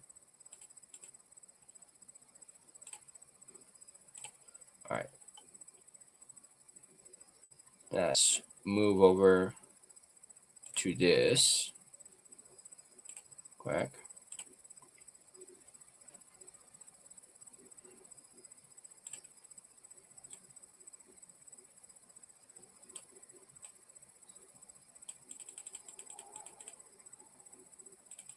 Where is it? There we go. All right. This is from an article. Appears Kiefer Sherwood's days as a Vancouver Canucks are numbered. We already kind of gathered that. Reports from Donnie and Ollie's Rick Dollywall on Friday indicate that the Canucks have realized their asking price of a first-round pick is likely not something teams are willing to pay for his services, and are pivoting off that while still hoping to net first-round value in return. In his reporting, Dollywall mentioned, oh boy, my glasses are dirty. In his reporting, Dollywall mentioned the San Jose Sharks are as a team to watch for Sherwood services. The Sharks have been going through a lengthy rebuild, not seeing playoff action over the past 6 seasons. Along the way, they've managed to trade players and recoup draft capital and prospects, leading them to a bright future led by Macklin Celebrini, Will Smith, William Eklund, Sam Dickinson, and Yaroslav Askarov. All 5 of those players are young, contributing to the NHL club now, and are a massive reason they are holding the final wildcard spot in the Western Conference. As they look to turn their rebuild rebuilding window into a contending one, the Sharks will likely reward their players by adding a piece now, as the Canucks did in 23-24 when they added Nikita Zadorov and Elias Lindholm. And the Canucks have the opportunity to be that team and kickstart their rebuild by acquiring a draft pick and a young asset from the Sharks who have plenty to give. So who on the Sharks should the Canucks target if they were to deal Kiefer Sherwood to the Sharks? Here are 4 forwards and 3 defensemen in the Sharks' prospect pool the Canucks could acquire. So let me bring up this.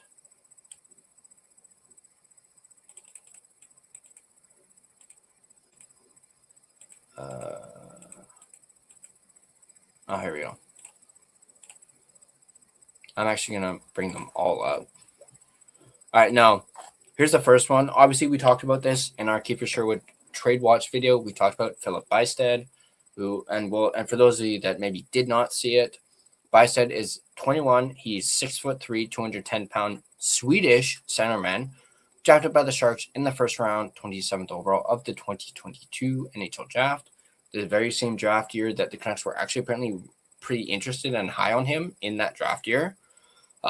After spending his draft plus 1 and 2 seasons in the SHL, Bystedt came overseas for a quick 8-game stint with the Barracuda in 23-24, where he scored 4 goals and 7 points. He followed that up with a 12-goal, 31-point first full season at the AHL level. This season has been Bystedt's coming out party as he's centering the Barracuda's top line with Quentin Musty and Cam Lund, 2 names who we will get into a little bit after this, and has tallied 10 goals and 28 points through 33 games this season. Dollywall named Bystedt on Friday as somebody the Canucks might be targeting, which is part of the reason why we mentioned him in the Trade Watch video. There is a centerman in their system, Philip Bystedt, who the Canucks really liked in his draft year in 2022. Daily Faceoff's Stephen Ellis broke down every team's top 10 prospects. Heading into the 25-26 season, Ellis ranked Bystedt as the Sharks' 9th best prospect and provided us with his thoughts on the Sharks prospect. Bystedt made the move to California last year, and he put up a decent 12 goals and 31 points in 50 games. The Swedish center has a ton of muscle, and he loves to put it all behind his shot. He's a good skater, plays a reliable two-way game, and is equally good as a shooter and a passer. I can see him becoming more of a bottom 6 forward for the Sharks, but you could also put him in a shooting location on the power play and feel confident in him. Next up, 40-plus points in the AHL for the 21-year-old. So that is Philip Bystedt that we talked about in our Sherwood Trade Watch video, which if you guys haven't seen, go ahead and check it out if you guys want. Moving on to the next name, and we kind of hinted at him. We have Quentin Musty. Musty, 20 years old, is a 6'2", 205-pound American left winger, drafted by the Sharks in the first round, 26th overall of the 2023 NHL draft. He tore up the OHL in his draft plus 1 season with the Sudbury Wolves, scoring 43 goals and 102 points in 53 games. Musty split the 24-25 season between the OHL and AHL and is now playing top-line minutes for the Barracuda, tallying 8 goals and 24 points with 30 penalty minutes through 32 games of his rookie season in the AHL. Ellis ranked Musty as the Sharks' 5th best prospect. Here's Ellis's thoughts on Musty. Musty had an eventful season, which started with a trade request out of Sudbury that was never granted. He still managed to put up wicked numbers, including 30 goals and 59 points. An injury prevented Musty from playing with the USA at the World Juniors, although reports indicated he wasn't getting invited anyway. So yeah, not a typical year for a top prospect, but Musty made the most of the opportunities and then proceeded to close out the year with the Barracuda. I expect him to take a run at making the Sharks out of camp this year, but it feels like more time in the AHL is exactly what he needs after missing the first half.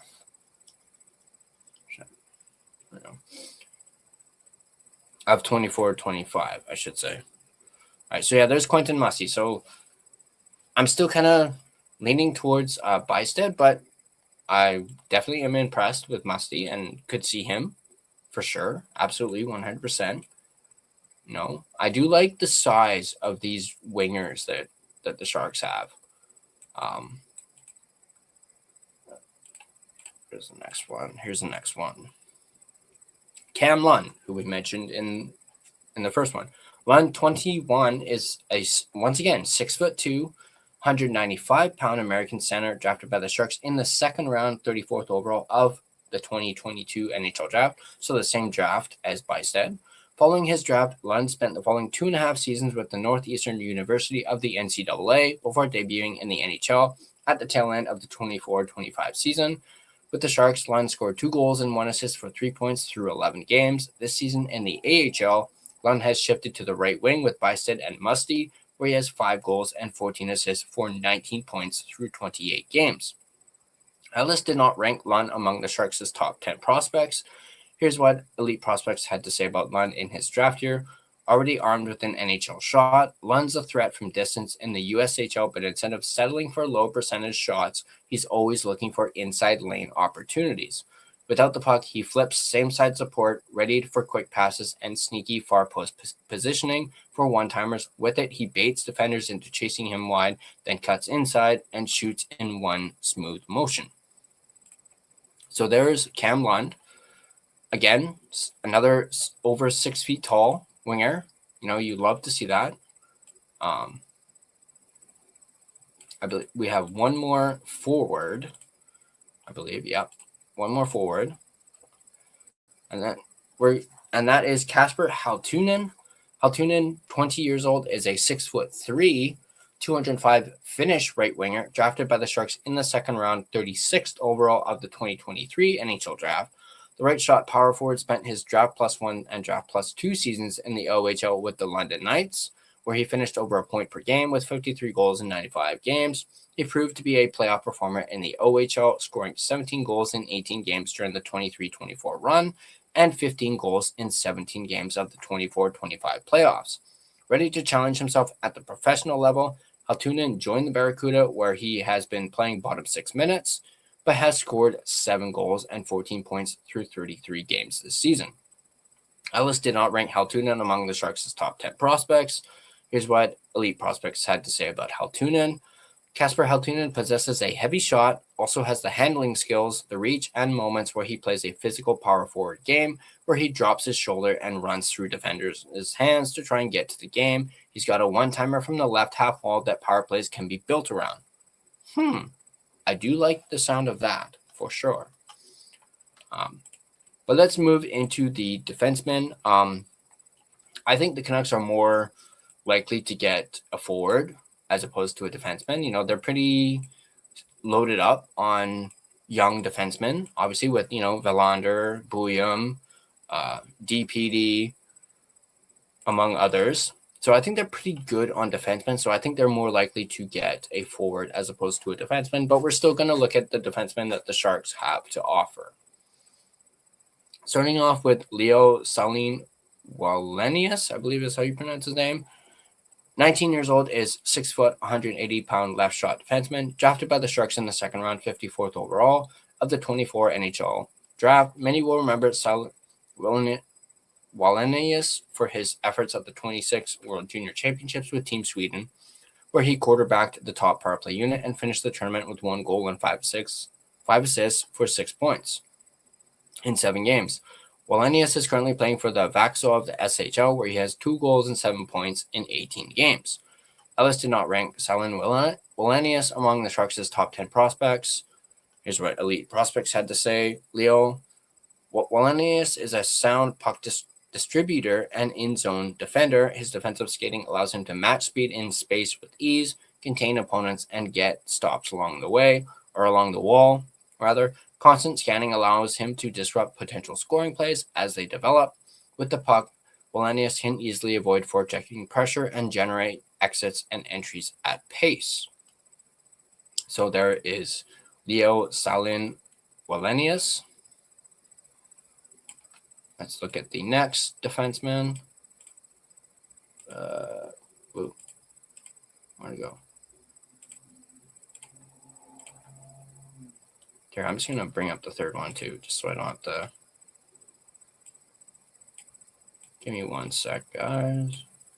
Again, I should have just kept these up instead of taking them off. There we go. All right. Luca, okay, I can't even pronounce this last name. Cagnoni, 21, is a 5'9". So for once, a smaller player. 180-pound left shot defenseman, drafted by the Sharks in the 4th round, 123rd overall of the 23 NHL draft. The Burnaby, BC native, so he's a BC boy, is an offensive defenseman in his draft plus 1 season with the Portland Winterhawks of the WHL. Cagnoni scored 18 goals and 90 points in 65 games, including a point-per-game playoff run in 13 games. I'm impressed by that. The following season, Cagnoni joined the professional ranks with the Barracuda, where he continued his offensive success, scoring 16 goals and 52 points in 64 games. His efforts earned him a 6-game stint with the Sharks, where he tallied 2 assists. Cagnoni has been serving as the team's top offensive blue liner, scoring 5 goals and tallying 21 points through 33 games so far this season. Ellis ranked Cagnoni as the Sharks' 6th best prospect. Here's what Ellis' thoughts were on Cagnoni. I've been a big believer in Cagnoni since he was drafted, and I'm glad he had such a successful first year of pro hockey.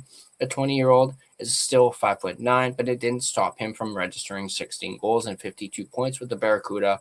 He was also impressive in his 6-game run with the Sharks, registering a pair of assists while getting more comfortable at both ends of the ice.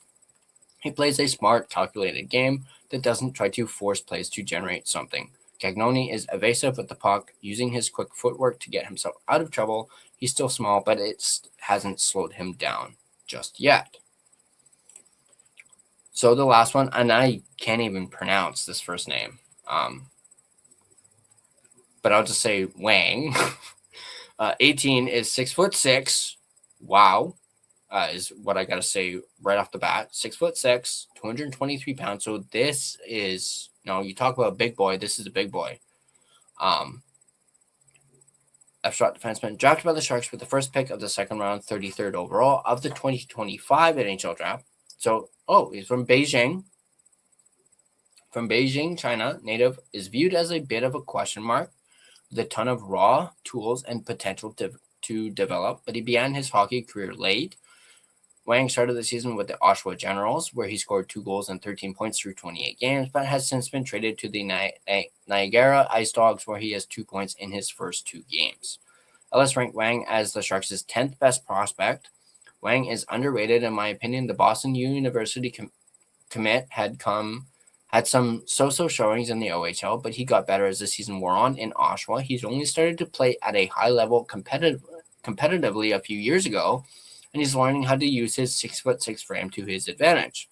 The Beijing, China native can skate well and has good offensive instincts. Moving forward, reading plays on the rush will be something he needs to work on, but the raw talent is there. The Sharks took a gamble selecting him when they did, but I think it's going to work out. So very interesting. I do like the 6'6" frame for sure, but again, I just think the Canucks are more likely to get a forward than a defenseman at this point, especially if they were to trade Sherwood. But now that we've gone through the players, let's look at the draft picks that they have.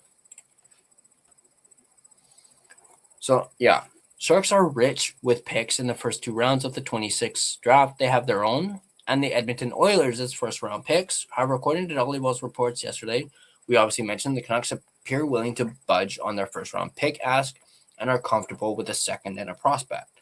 Luckily for the Canucks, the Sharks also have 2 second-round picks, their own and the Colorado Avalanche's acquired in the Mackenzie Blackwood trade. The Canucks are willing to move their ask down to a second-round pick. It will be crucial that they return the Sharks'. With the tear Colorado is on this season, that pick will be 60th overall at the earliest, basically a third-round pick, whereas San Jose's would likely finish somewhere in the middle of the round, depending on if they make the playoffs or not. I think there's a good chance the Sharks actually do make the playoffs this year, and you guys can quote me on that. Package involving Bystad or Musty along with the Sharks' second-round pick would be a decent return for the Canucks if they could not land a first, which at this point isn't looking likely. So there you guys go. Let me get back to here. So there you guys go. There's some additional names from the Sharks that the Canucks could likely target in a Kiefer Sherwood trade. So let me know in the chat what you guys think. I know that was a bit of a mouthful from me, and I'll take a look at the comments here. What's your score prediction? I'm going to say 11-0 at this point. I'm just going to go ahead and say that. LOL feels like the Hughes Bowl from Halloween 2024. Excuse me, 4? Oh, it's ugly. Don't feel bad. I'm drinking a case of beer. Awesome. I mean, I was about to say, you wanna share them beers? I mean, I could use a beer right about now. I think the third period's about to start. Do you want me to be a mod? Yeah, sure. I don't mind. Let me actually quickly do. I just completely forgot to do my sponsor read, so let me quickly do that before this third period starts, and we'll get into that. So I'm gonna start off by thanking my primary sponsor, DraftKings Sportsbook, the official sports betting app of the NHL. Which me look quickly. Where is it? There it is. Never experienced the jaw-dropping moments that make hockey? Well, you can experience them all with DraftKings Sportsbook, an official sports betting partner of the NHL. Missouri listeners, listen up. DraftKings Sportsbook is now live in the Show Me State. New customers, this one's for you. Bet just $5, and if your bet wins, you'll get $200 in bonus bets instantly. Download the DraftKings Sportsbook app and use code THPN, that's code THPN, to turn $5 into $200 in bonus bets if your bet wins. In partnership with DraftKings, the crown is yours. Gambling problem? Call 1-800-GAMBLER. In New York, call 8778-HOPE-NY or text HOPE-NY, which is 467-369. In Connecticut, help is available for problem gambling. Call 888-78-9777 or visit ccpg.org. Please play responsibly on behalf of Boot Hill Casino and Resort in Kansas. Pass-through per wager may apply in Illinois. 21 plus age and eligibility varies by jurisdiction. Void in Ontario. Restrictions apply. Bet must win to receive bonus bets, which expire in 7 days. Minimum odds required. For additional terms and responsible gaming resources, see dkng.co/audio. This is a limited time offer. Copyright NHL 2025. All rights reserved.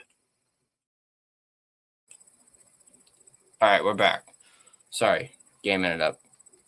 It's not like we missed much. So there we go. Third period is already on. Urban, everybody get ready to be banned. Here, why don't we do this? There we go. Actually, do I want that on? Can't really see the find us. Yeah, I'll figure it out.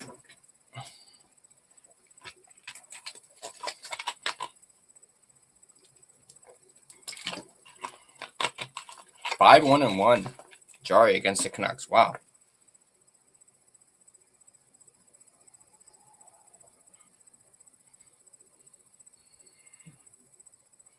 All right, there's McDavid with the puck. Oh, Kapanen. Swing and a miss. Swing, better. Oh, saved by Jari.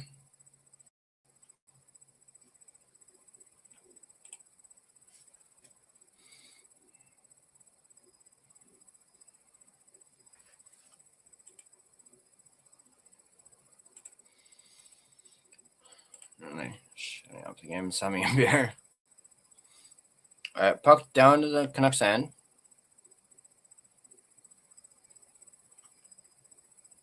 Mancini with that. Or Mancini. Sounds like a cup of coffee. Mancini. Down the Oilers zone. Oh, RC Baines with it. Oh, loose puck. Baines with it. Back to Carlson. Marcus Pettersson.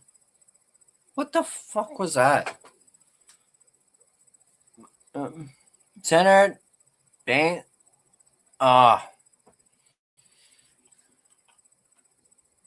Oilers get it out. Hronik with it. Passes it up to Sasson, I believe. To Carlson. Tips the puck in. Bouchard.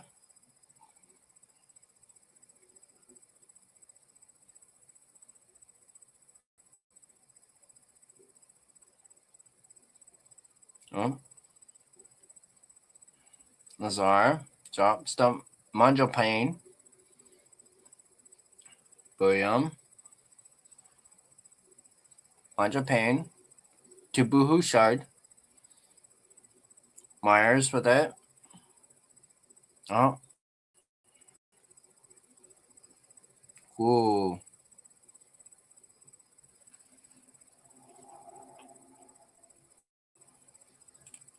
Yeah, I definitely agree. Yeah, he's definitely the least of our worries right now.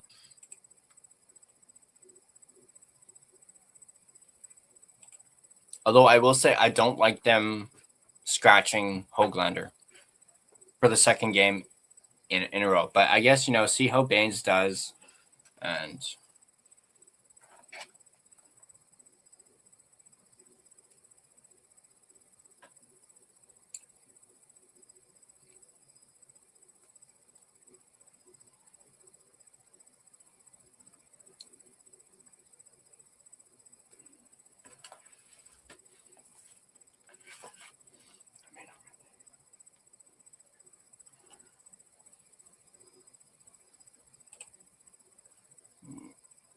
oops.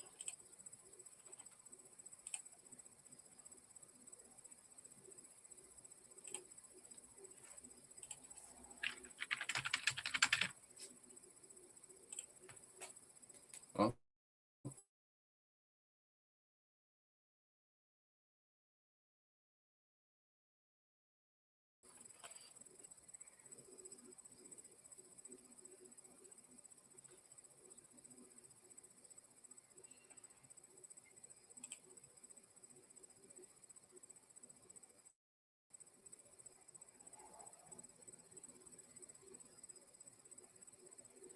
McDavid with that.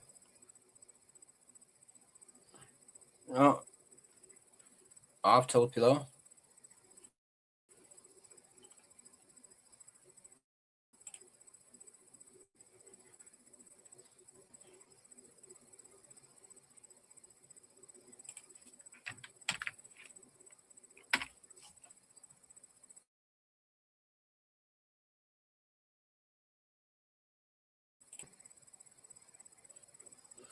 All right, Oilers at the puck.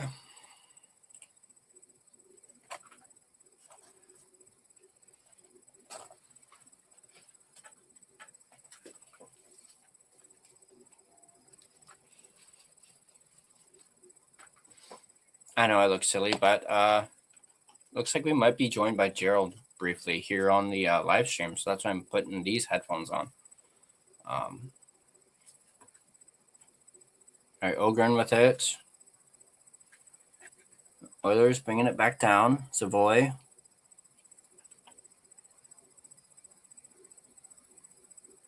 Canucks with it. Carlson. Ah. Oh, geez. You're really going to call that?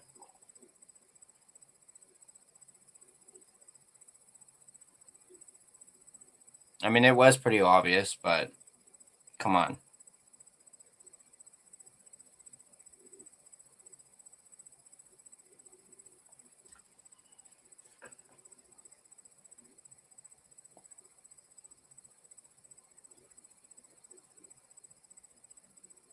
Man, David is so good, man.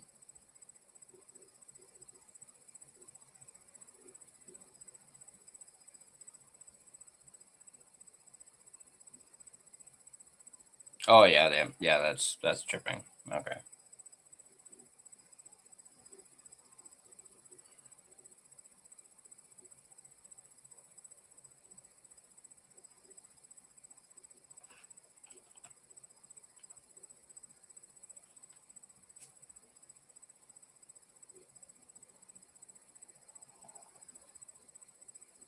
All right, up to Pedersen. Pedersen. Oh, Pedersen Myers. Okay, yeah, you don't hear that every day. Pedersen and Myers with the shorthanded chance.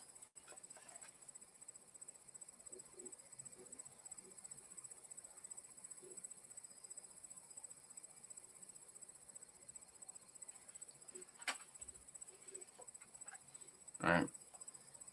Canucks dump it down the ice. Jari quickly to Ekholm.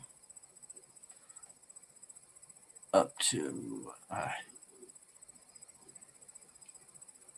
Ekholm to Nurse. Back to Nurse. Nurse with a shot. Nice save by Tolopilo.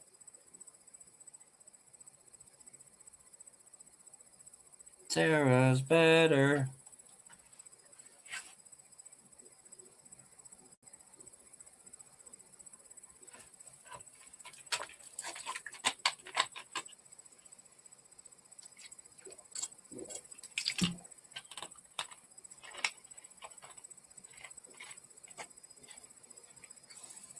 All right, Oilers with that. I think that's Nuge.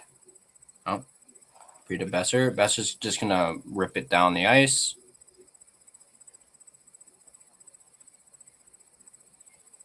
Oilers with that. Bouchard. All the way back to Jari. McDavid. Yeah, Oilers with their first power play unit back on the ice.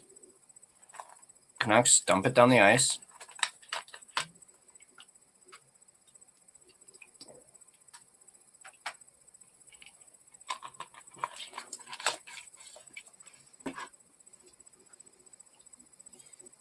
No, whistle.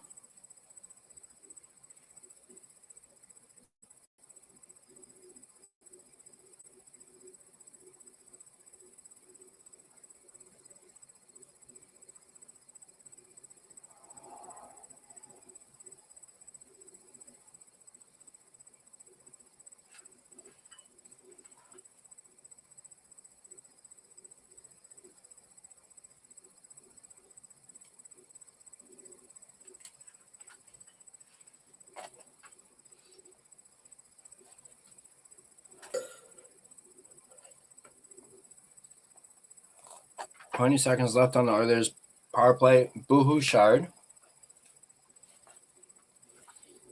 David. Save by Tolopilo. Nice save by Tolo. YOLO Tolo. McDavid centers. Wallman with it. Penalty's over. McDavid. Wallman. Back to McDavid. Nuge. Bouchard. Wallman. Who dumped? Sit around the Myers. Canucks able to get puck out.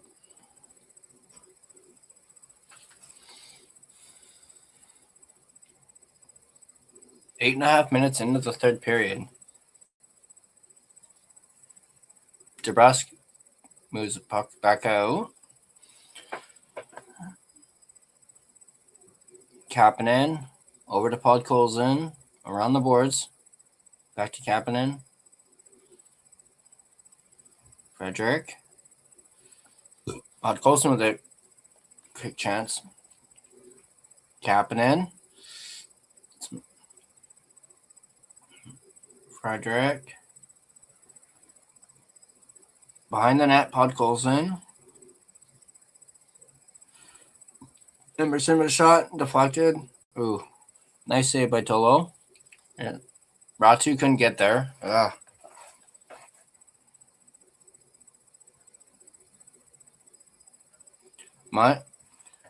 Manjapane.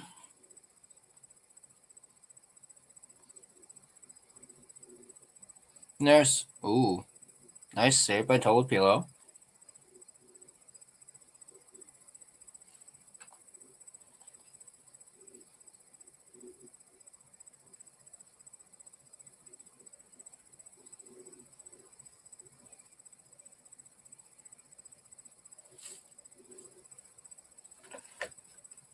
Puck around the boards.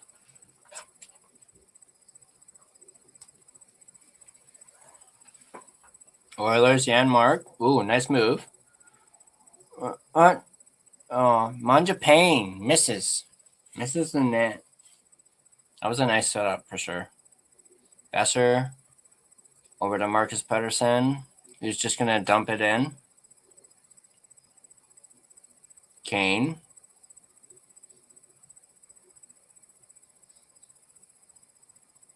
Oh. Oilers bring it up. Here's Nurse. Shoots. Tolopilo. Nice save, Toto.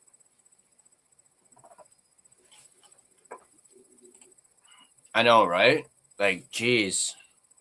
I am going to live stream the game on Monday as well. So hopefully that one's a little bit better.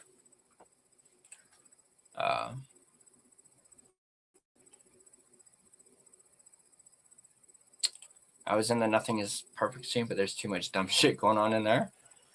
Uh-oh. Kyle Bowen is raging on a new YouTube short for his podcast. Okay, I'm going to have to definitely check that out.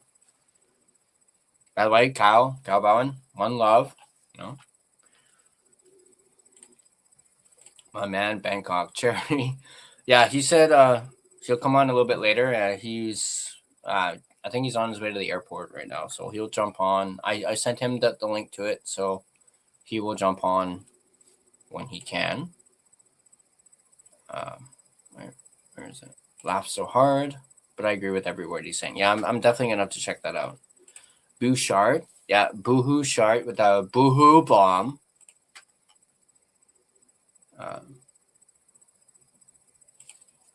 Yeah, he will.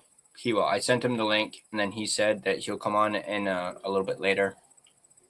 So, but once he shows up backstage, I'll throw him on right away.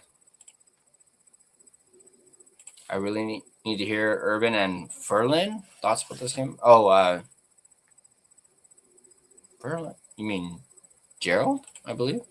So there ain't no veteran on our team that is good. We are that bad. Nobody with heart, nobody who wants to win, nobody who cares. Duo, I absolutely love your fucking passion, man. He sharts on the bench. Like, what is this team? What are these? Who are these bums? Ray Ferraro and Shorty. By the way, I did reach out to, I guess I may as well spill it on here. I reached out to Ray Ferraro, see if I could try and get him on the podcast. I haven't gotten a response yet, but I did reach out to Ray Ferraro and Darren Dreger. So we'll see if they respond to my email. All right, here we go.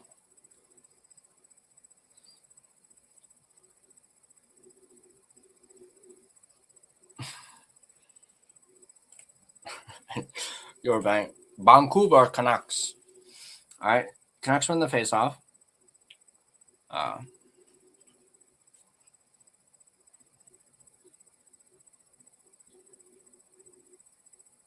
What's the whistle for? What? For what?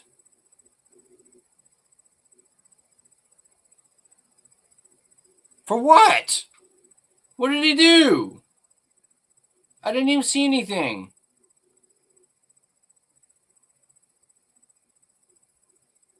What the fuck?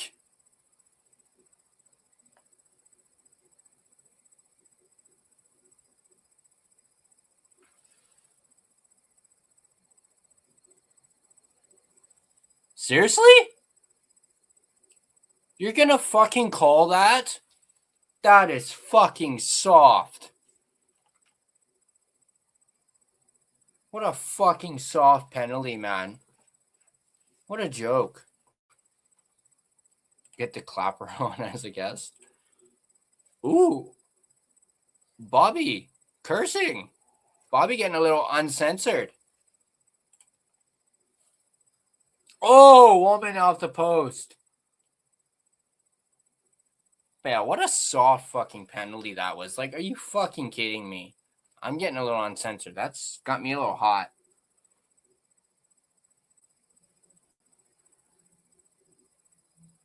Here comes McDavid. Oh, fan on the shot. Can I send it down?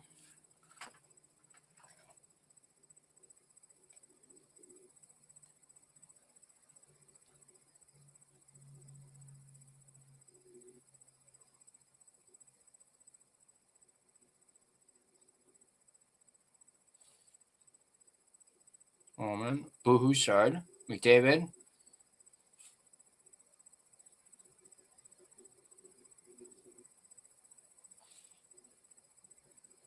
Oh, nice. Nice save by Tolopilo.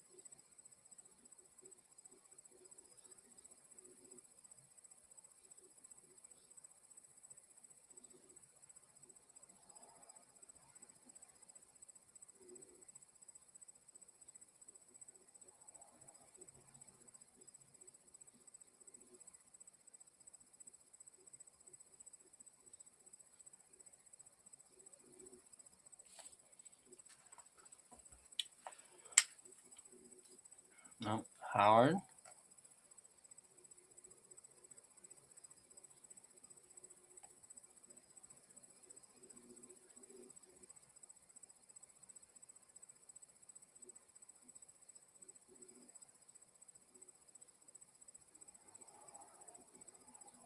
Oh wow, they actually called a penalty on the Oilers. Yeah. Rosling off for high staking.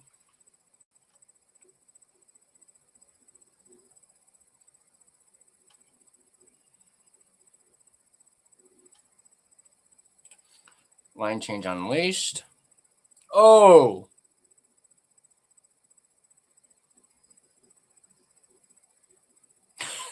Petey's facial reaction to that. Oh man, that was good. Sounded like you said woman off the post. You're always around, but you never jump on any open houses. I don't know how to. I am willing to. Maybe when I'm sober, though, I have a Discord. That's how it's. I don't know if I can do Discord. But if you have any socials, I can send you like a link for it. What? Is this like Bloodline? Is that what that is? Bloodline? Ones to the sky?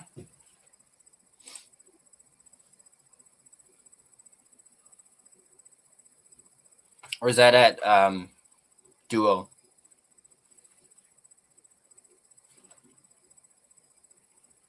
Ah, okay. You were pointing at the comment. Okay. Cool.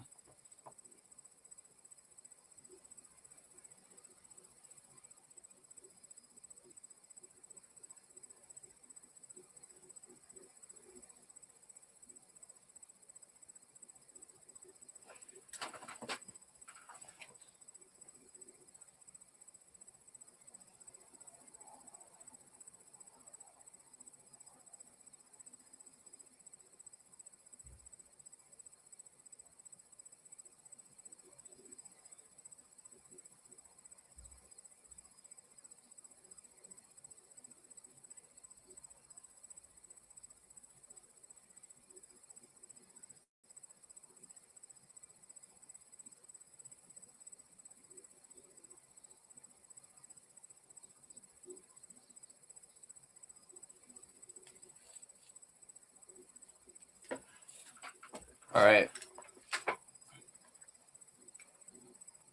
Yeah. We'll see how this Canucks power play. Maybe they can actually get a puck in the net. Here's Bouillon. Pedersen moves in. Nice moves. Back pass to Bouillon. Pedersen down the Busk. Jams one in. Jari with a nice save. That was a good chance. That was a good chance.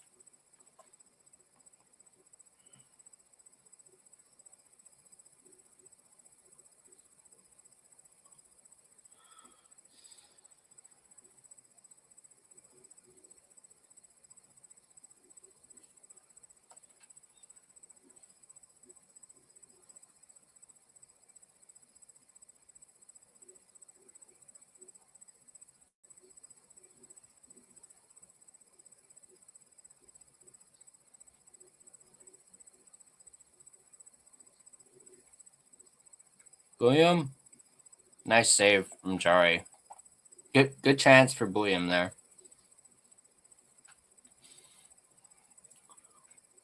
Letting go his own boo bomb. See, that's the difference between Bouchard and Bouillon. Bouchard is a boo-hoo bomb. William is a boo bomb.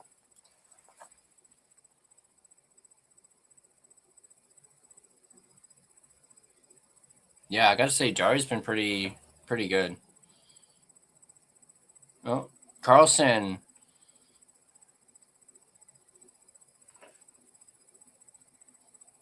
Canucks have had some good chances on this power play, I have to admit. Here comes Bouillon. Brings the puck up. Over to DeBrusque, who dumps it in.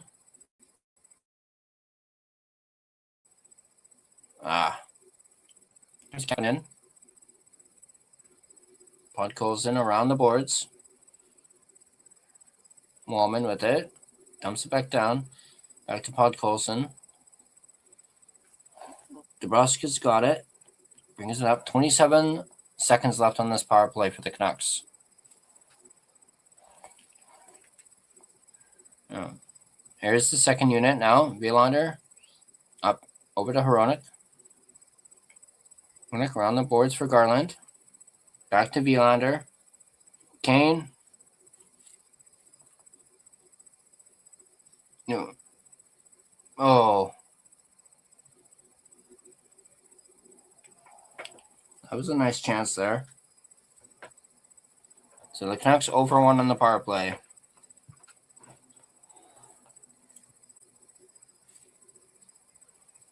We're going to go 4 minutes and 13 seconds left in the third period. Booyah, Mark Bouchard. Booyah, always. Because I prefer yum over short. That didn't make any sense.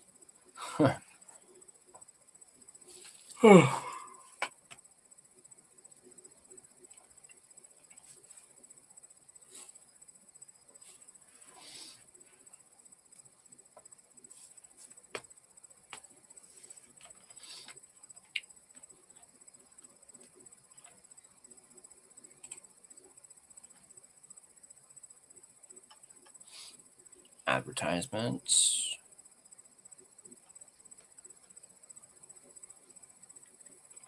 But hey, at least I'll say, at least the intermissions. No, fucking Luke Gastic. I'm happy about that. No, I'll admit I was a little worried about that. With it being an Oiler, us against the Oilers. Can't fucking stand Gastic, man. Oh, great. Now they have a Cavendish freaking fries commercial. Now it's making me hungry. All right, here we go.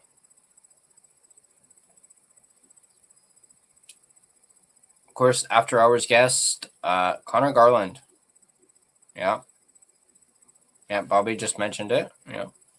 Connor Garland, guest on after hours after this game.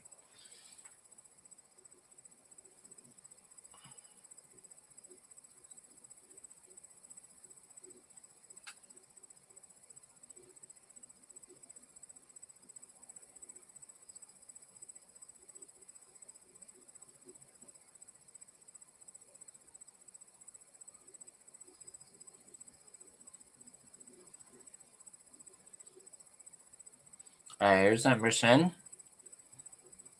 Up to Japan.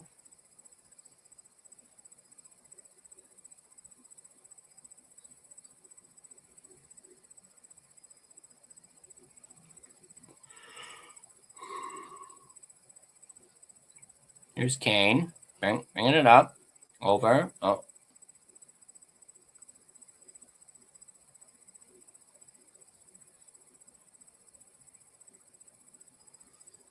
Myers with it. Gonna watch after. No. Because I'll probably have to get ready for the post game a little bit later.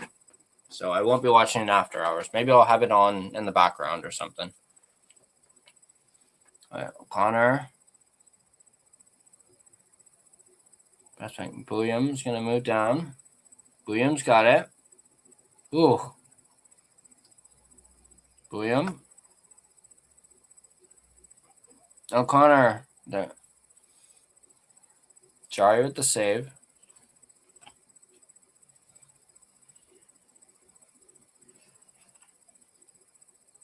Oh, hey, Rain. How's it going, man? Every Canuck game I watch at this point, it just makes me more excited for the Club 500 buffet tables and inclusive drinks. Oh, yeah. Oh, yeah. Yeah, that'll definitely get you through a game like this, for sure.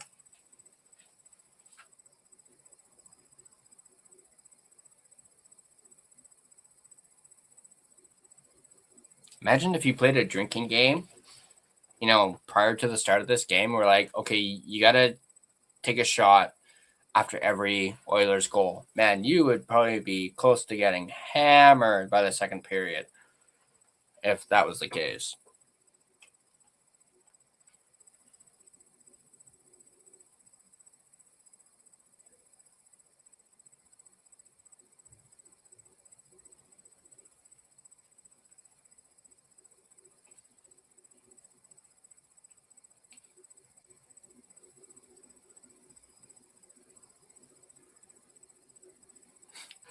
Take a shot after every Oilers goal. All right.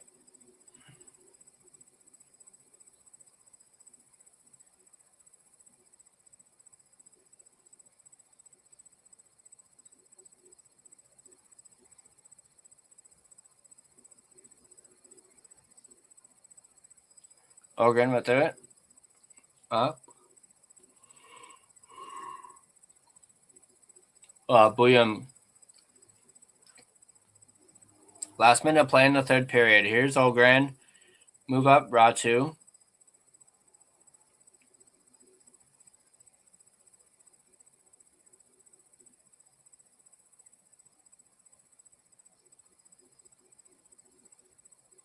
Oilers bring it down. Jan Mark.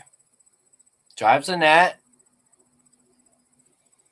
Good chance.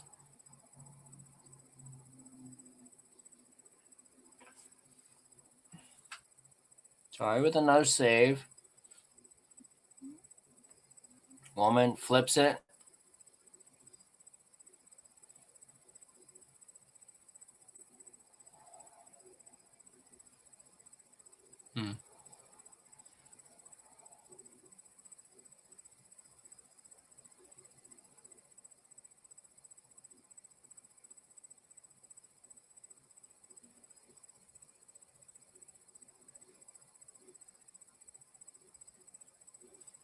Wow.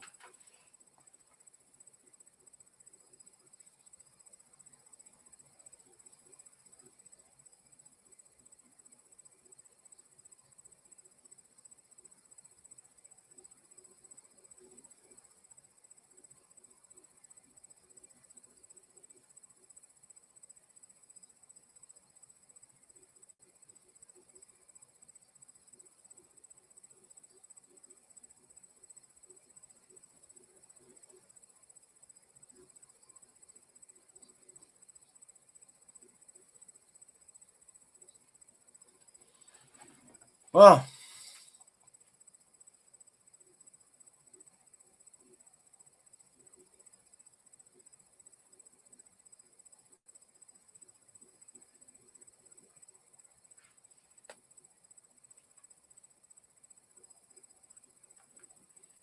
Wow, that was difficult.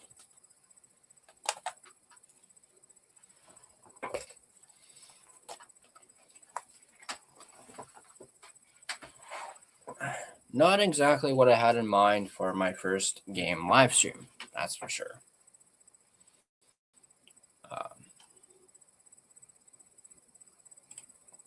No point in going to the Canucks game anymore. Merciful ending. Good God. Oh wait, shit, this one. Yeah, I mean, if he wasn't such a damn good tank commander, they probably would have. Hiring him was the first mistake, yeah. Or, yeah. Yeah, hiring him, definitely.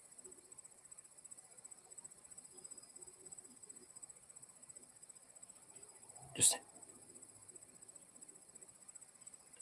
this club is so bad. We're the joke of the league with the most overpaid core. Now they just have to live with it.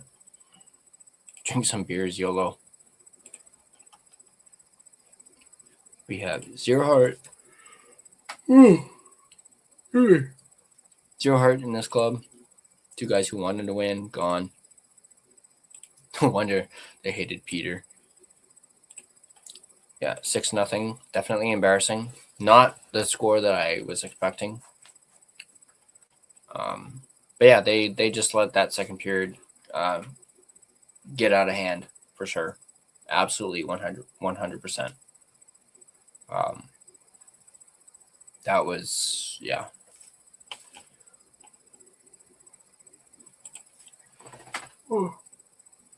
I'm at a bit of a loss for words for that. But yeah, hey, at least Team Tank won for sure. Yeah, you're absolutely right, Alfred. Just keep tanking. Just keep tanking. I don't know.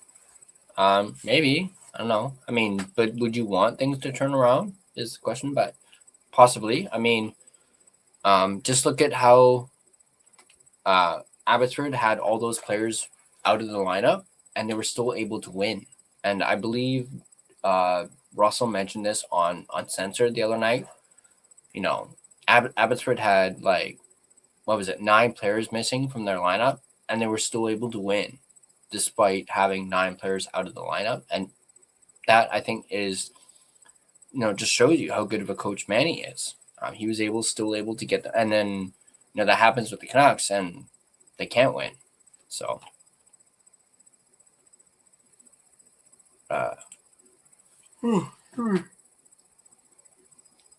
maybe that game made me all sleepy. I don't know. 6-0 is generous. Oilers could have made it worse. Yeah, I definitely agree. I think maybe they let off the gas a little bit in the third. I definitely do think that they may have, let off the gas a little bit. Could have made it 12-0. Yeah, definitely. I felt like it was things need to change, make trades. Yeah, hopefully within the next week. Where's the heart and pride? Team has nothing. Nobody cares. Yeah, this is dark times for sure. Dark times, absolutely, 100%.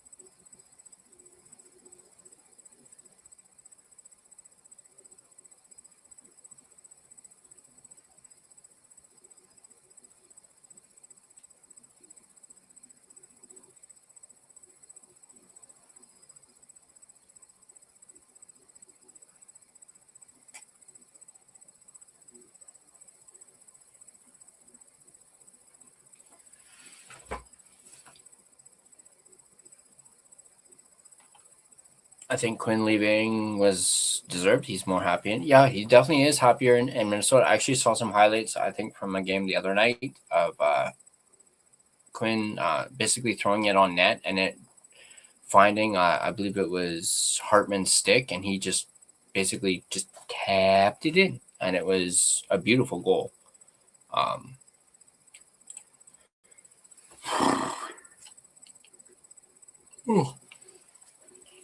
Were all the people saying the future is bright from some years ago? This is what the bright future is supposed to look like. Yeah. I kind of zoned out of the game for the third. Yeah, I'll admit I zoned out a little bit. Is the Canucks getting Stenberg or McKenna? I still think they should go after Stenberg, but I'd be happy with either, honestly, at this point. As I mentioned, I do think Stenberg is more NHL ready than McKenna, but I do believe McKenna has a higher ceiling for sure. So I'd be fine with honestly either, whether that's first overall or second overall.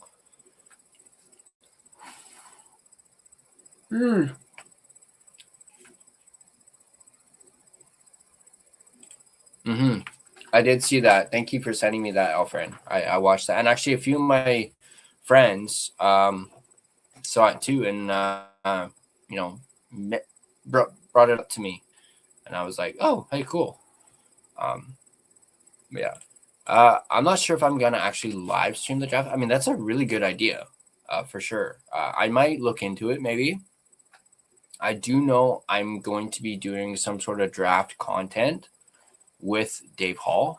He actually brought it up on last Monday when I had him on the podcast. He actually brought up, we should do something closer towards the draft, or that he mentioned that he'd be open to doing something closer towards the draft.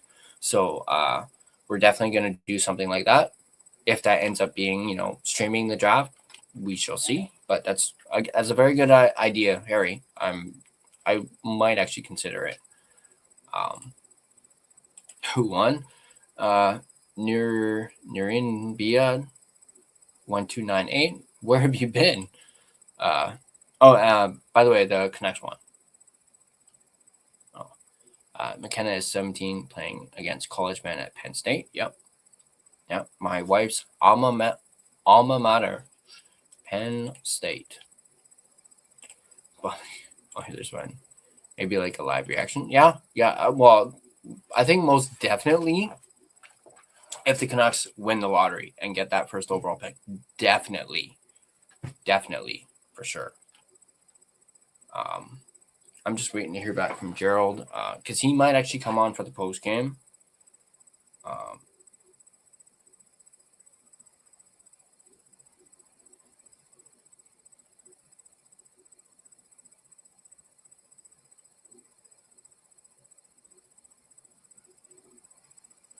So I'll just see if he says something. We have a 25.5% getting first overall. Yep. And hey, tonight's another loss. So there you go. Another loss for the Tang. 18.8% chance of getting second. Man.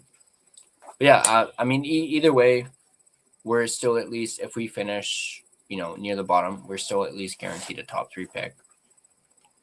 But yeah, what a way to start the long home. I mean, it started no different than how both the road trip started and ended. So yeah. But we have still yet to get our first win of 2026. And yeah, it's starting to think, are we even going to win another game at this point? So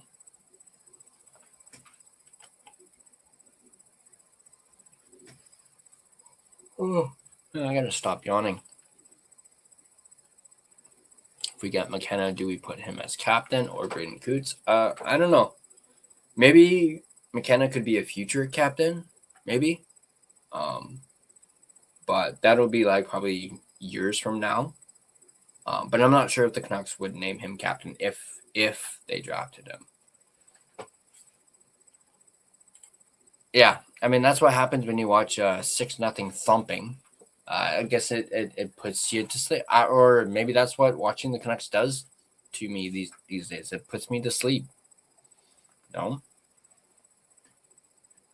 no, it's watching this Canucks game is like being on the receiving end of a GTS. Go to sleep. So it is 27 loss for Vancouver Canucks now. Yep. Yeah, that is true about McDavid. But McDavid is also a generational player, too. So you have to take that into account as well. That it was Connor McDavid. I wouldn't say McKenna has, I mean, some people call McKenna a generational player, but I don't think he is. At least not, McDavid level. Just work stuff. Yeah. He might come on for the post game because he mentioned an hour around 9:30, and I don't know if I can keep this going for another hour because I have to set up for the post game. So,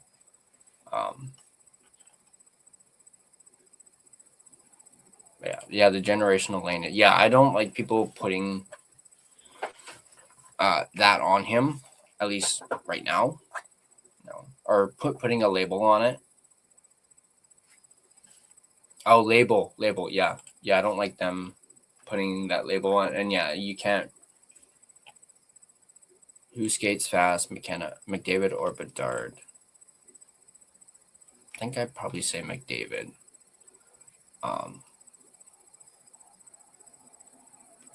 Yeah, I think I'm gonna go with McDavid on that. I mean, they're both fast, but we've seen like McDavid's speed. I mean, we've seen Bedard's as well, but we've seen the speed that McDavid has, and he's just able to, that's not to say he'll be bad as far as McKenna. Check NHL Edge for skating. Actually, I'm gonna do that right now. Let's do that right now.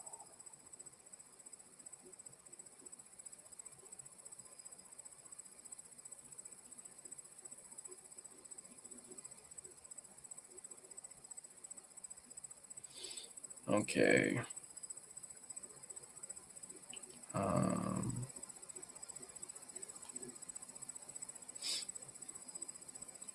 Okay, so are we talking speed, Harry? I presume, like who's faster, like who has the fastest speed?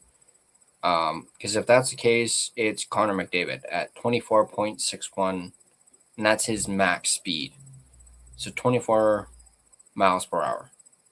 Is that max skating speed, miles per hour? Total skating distance is also McDavid, 193.10. Total skating distance. Oh, hey, it's Jake DeBrusk. High danger shots on goal. He's leading the league with 78. Interesting. If you're named Connor or Connor the Air Fast, yeah, that's a good one. All right, I think I'll go maybe 5 more minutes, and then that way it gives me an hour to get things set up for the post game. Although, what are we going to talk about for that post game? Like that's another thing too. Like, man, that's going to be a difficult post game to do. But hey, maybe we'll just chat and discuss things and just shoot the shit. Good hands would be Quinn and Makar. Yeah.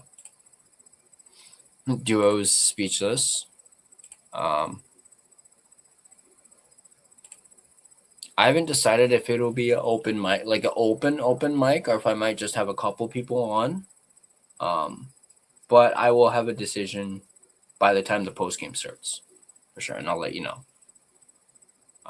But Irvin, you're definitely coming on for sure.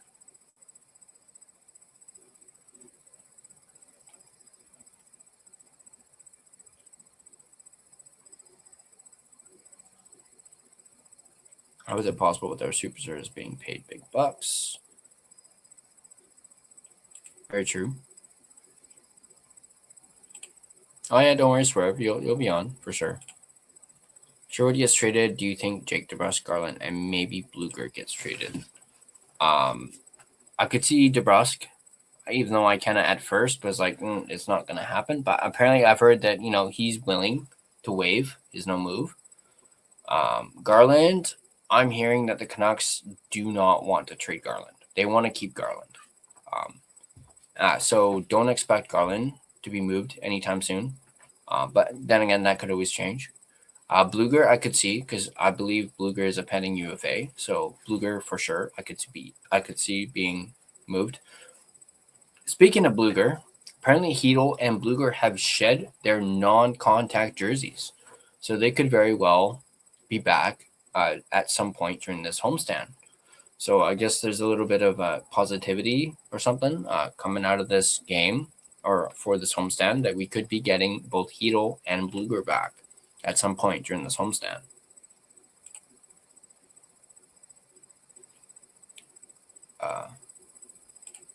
And Kane. None of those are superstars. PD was, but not right now. Yeah. Did you see? Yeah, I saw his face towards the end of the game there, or like just prior towards the end of the game. Doesn't look like a guy who wants to stay. Yeah, that's a really good point. That's a really good point. He may not. That he may have when he initially signed that extension. He may have wanted to. I mean, Quinn was still here. That may have changed after Quinn got traded. His opinion of that may have changed. So we were just paying a bunch of bums. You're saying Brock Besser isn't fast anymore. Only one goal. Yeah, Besser hasn't been. His speed is definitely dipped for sure. I mean, I don't even think Besser was even all that fast to begin with for most of his career. I may be wrong on that, but he's definitely not fast now. Yeah, for sure. And I know that's what a lot of people talked about when it came to re-signing him. They were very critical of his speed and saying that he was very slow. Yeah.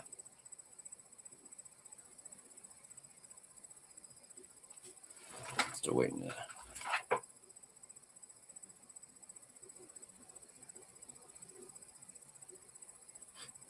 Looks like Kempner is on right now.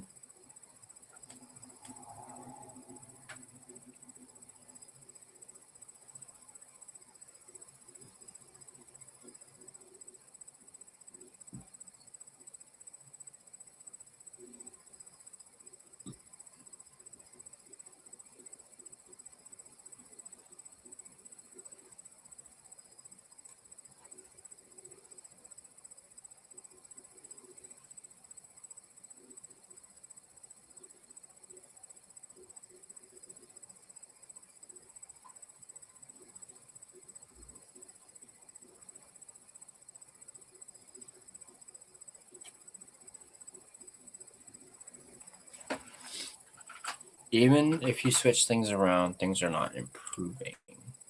True. The line combos aren't working. Yeah, I do think they need to shake up the lines for sure. Although it's easier said than done, considering how terrible Foot has been with his line deployment. The only one out of those that is absolutely baffling is Marcus Pettersson. I'll explain why later. Okay, I'm intrigued by that. I mean, I did do that, Marcus Pettersson. If could you maybe get a first round pick back? Essentially get back what you paid for Marcus Pettersson. I don't think the Canucks could, with how poor Pettersson has played. Marcus, that is. But apparently that video was quite the hit. Actually, how many views is that video at right now? Because I was a little taken back and surprised by how well that video did.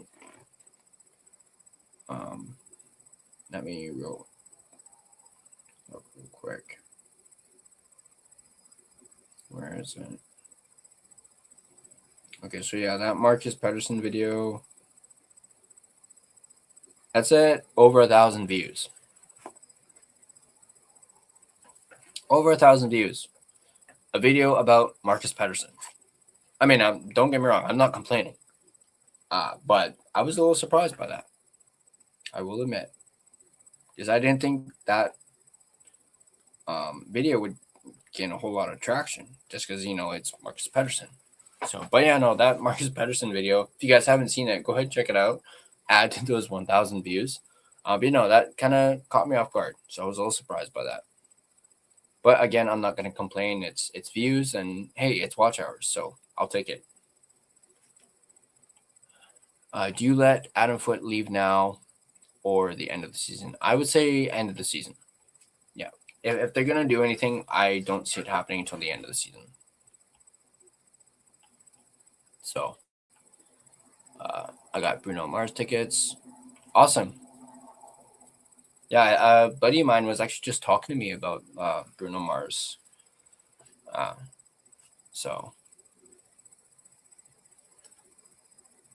Do you fire Adam Foote now or the end of the season?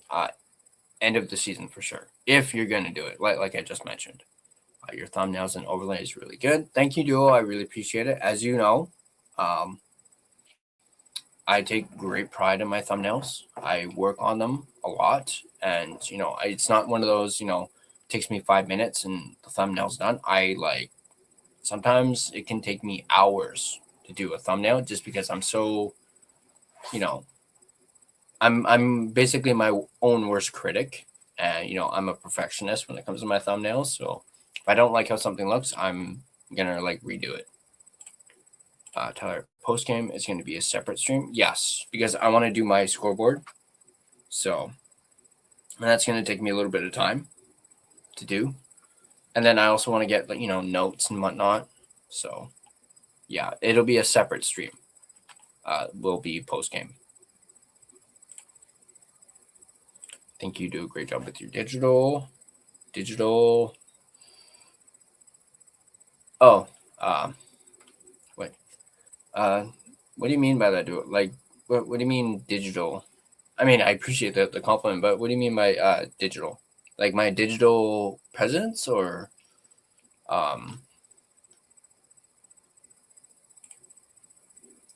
just need to upgrade your internet? Yeah. Mm-hmm. I mean, you know what? Nope, I'm not. I'm not gonna say no. I'm gonna keep my mouth shut. I just need to. Yeah, but yeah, definitely. Yeah, I'm hoping to do some upgrades once I get some. Earn my holidays pay that I busted my ass for. During the holidays. We were very busy up at Grouse, so I'm gonna get a big payday, and also. I'm going to get my first payday through the network. So I'm looking forward to that. Hopefully, maybe the end of this month. So we'll see how much I get for that. If you were to get a haircut, what style do you get? Usually, I like to go with the fade or fade. But I have been thinking because literally every time I go like this, I'm literally pulling my hair out. Like I find hair on my hand. So I think I'm losing my hair. So I may actually just go bald. I mean, I've done it before. I do like being bald. So there's one there too. But I usually like a fade for sure. Punt for a TLC post game. Let's go. Yeah, it's been a while since I did one. I think the last one I did was with Harmon Dial. So that was the last one. That was the last post game that I did. More fun than watching the games. I appreciate that, Duo. Urban, you can cut this off. Go to your show prep, brother,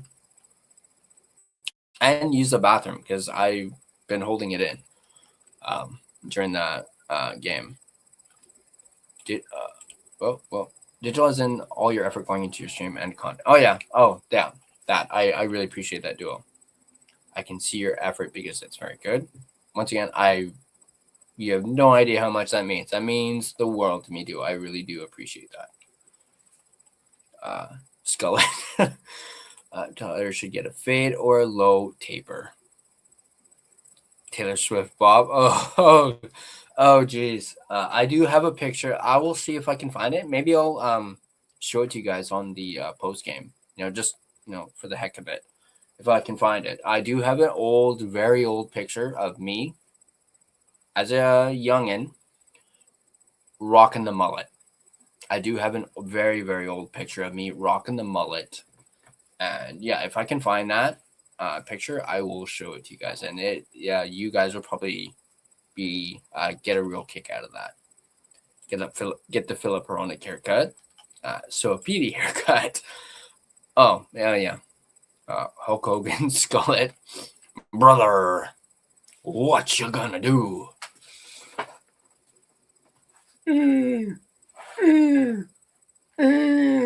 Sorry, that was my Hulk Hogan impression. Oh man.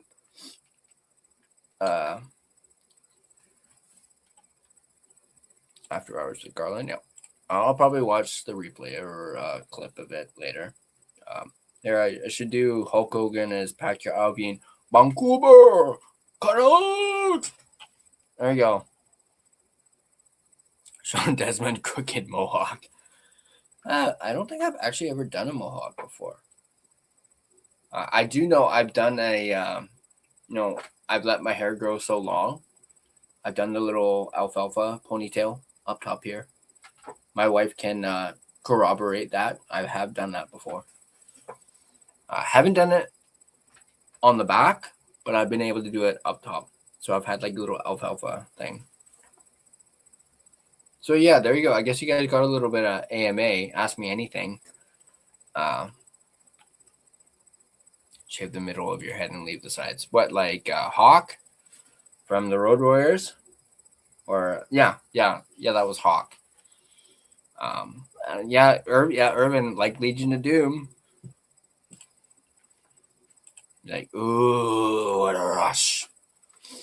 Man, I'll go on for like a couple more minutes. But I remember watching, I actually believe I have that DVD of the Road Warriors on that like documentary they have. And it was actually really good.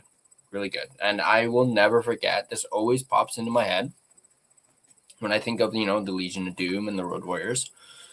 I always think about that promo that Hawk did, where I forget which team he's referring to, but he goes on a tangent. Like, I can't remember if this is off script, and I'm surprised Animal didn't like lose his shit, like just start breaking character and just laughing.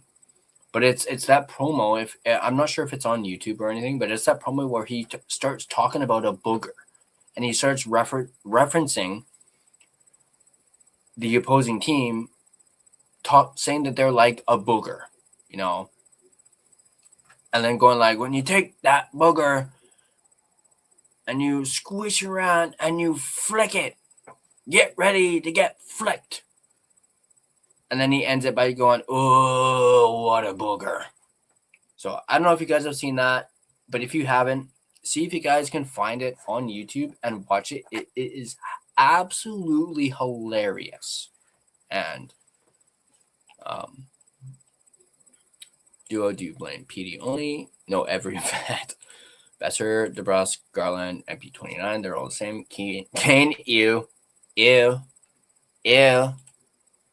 that's pretty much how I feel about Kane. But the people in charge of building this team, I don't blame Demko. Just signing him to 3 times 8.5 when he's just always injured, which is stupid. Yeah, everyone. Players, management, owners, all of them. Fuck them all.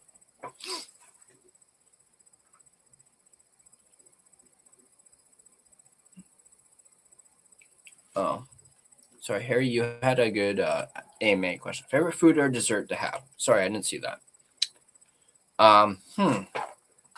Food? That's a tough one. I tend to go back and forth. But lately, I mean, I haven't had it in a little bit, but I was thinking about it earlier today and actually tried to get my wife to grab it on the way home, but she didn't. I have been really enjoying Jollibee. And in particular, their spaghetti with the hot dogs, cut up hot dogs in it. I absolutely love that. So I'm going to say that just because it's one of the more recent things I've had, and I've had it like multiple days in a row. That's how much I like it. Dessert.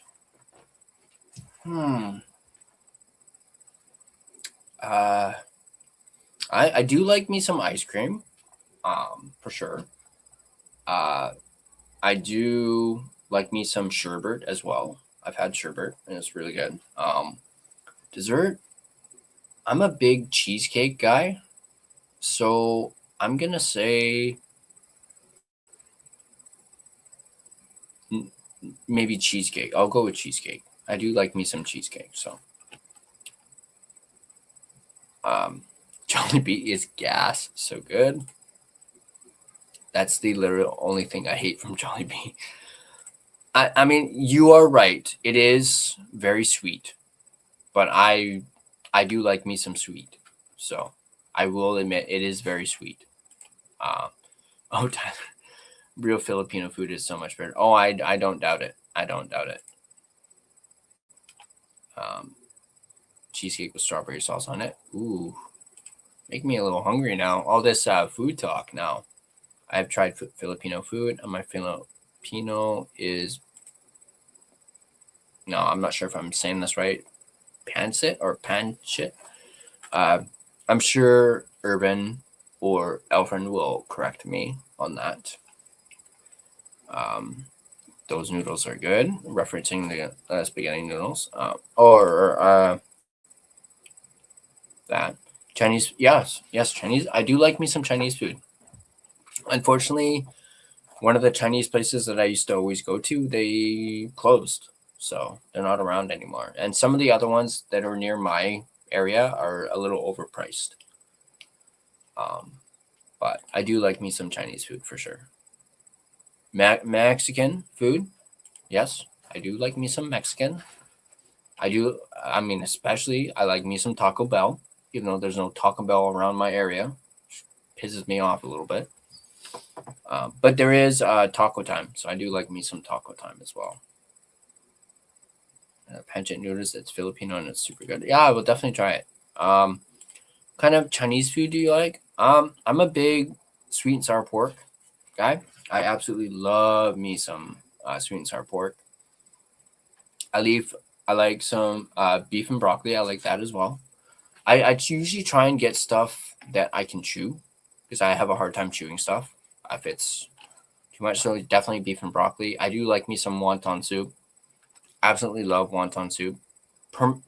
So long as it's not made with mushrooms in it, because my wife is allergic and I just don't like mushrooms. So I do like me some wonton soup, sweet and sour pork, beef and broccoli. It's like $15 now, so overpriced. How much pho went up? Yeah, they're blowing up. It's like peasant food in Vietnam. Yeah. Are you a fan of sushi? No, I'm not a big sushi guy. I don't like fish. My wife is allergic to that as well. She's allergic to seafood, and I just never liked fish when I was younger. So I had it right the first time. Pancit. Okay. Stop talking about Chinese. Okay. All right. Hey, it's making me want Chinese food now. Making me debating on if I'm going to DoorDash some stuff later. Or it's a little late. All right. We're at the 3 hour and 10 minute mark. It's about 10 after 10. I should get going and get things ready for the post game. And we'll see how long that goes.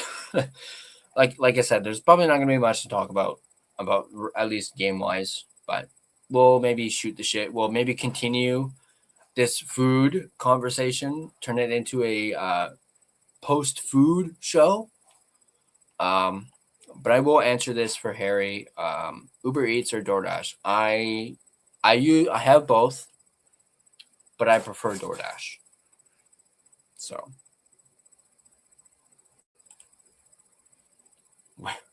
if you go to Jollibee, I love that ladybug. I've actually never been into the Jollibee. I believe it's downtown somewhere. I've never actually been in. I've always had my wife bring home stuff. So way better than Ronald McDonald. See you in a bit, dog. All right. Thank you guys for showing up for this live stream. I know it's, considering how the game went. Yeah. And that's all I'll say about the game. That was something. But hey, Bunchy still showed up. So I obviously really appreciate every single one of you for showing up and watching me react to the game in real time. Thanks for coming on. Thanks for watching. Appreciate you guys. And yeah, I'm gonna get things ready for the post game. Get the scoreboard done. You will see some more skate overlays in the post game, including the scoreboard. So be on the lookout for that. It'll make its debut, and as you can see, the skate logo, or our skate version logo, has made its debut. My alternate skate logo will make its debut in the post game, so you will see that. And yeah, once again, thank you guys for showing up. There's 38 of you. I remember seeing at one point there was 40 at one point here. So once again, I absolutely appreciate every single one of you guys, and I'll see you guys in a little under an hour for our post-game, post-food, whatever you want to call it, show. And hopefully Gerald will poke in and say hello. We're going to have Urban on in the post-game show, so very much looking forward to that. And hopefully, I don't even want to say it. Hopefully it goes smoothly, technical-wise. There, I'll phrase it like that. And just for Elfrin, even though the Oilers beat the Canucks 6-0, I mean, hey, Darnell Nurse did not get a point. At least I don't think he did. And if that is the case, the fact remains the same. Sarah is better. And puck these Oilers. And screw you, Boo-hoo Shard, and your boo-hoo bombs. I'll end it on that. Man, I really like that. Boo-hoo bomb. That's brilliant. Anyway, you guys know, just keep tanking. Just keep tanking. No, I'm not. I was going to say make good choices, but that's Russell's thing. But I do think it kind of rolls off the tongue. Make good choices. Just keep tanking. So, but I'll end it with, let's just keep tanking. Let's get McKenna or Stenberg. Let's get the first overall pick. All right. Thanks once again for watching, guys, and I'll catch you guys in a little under an hour.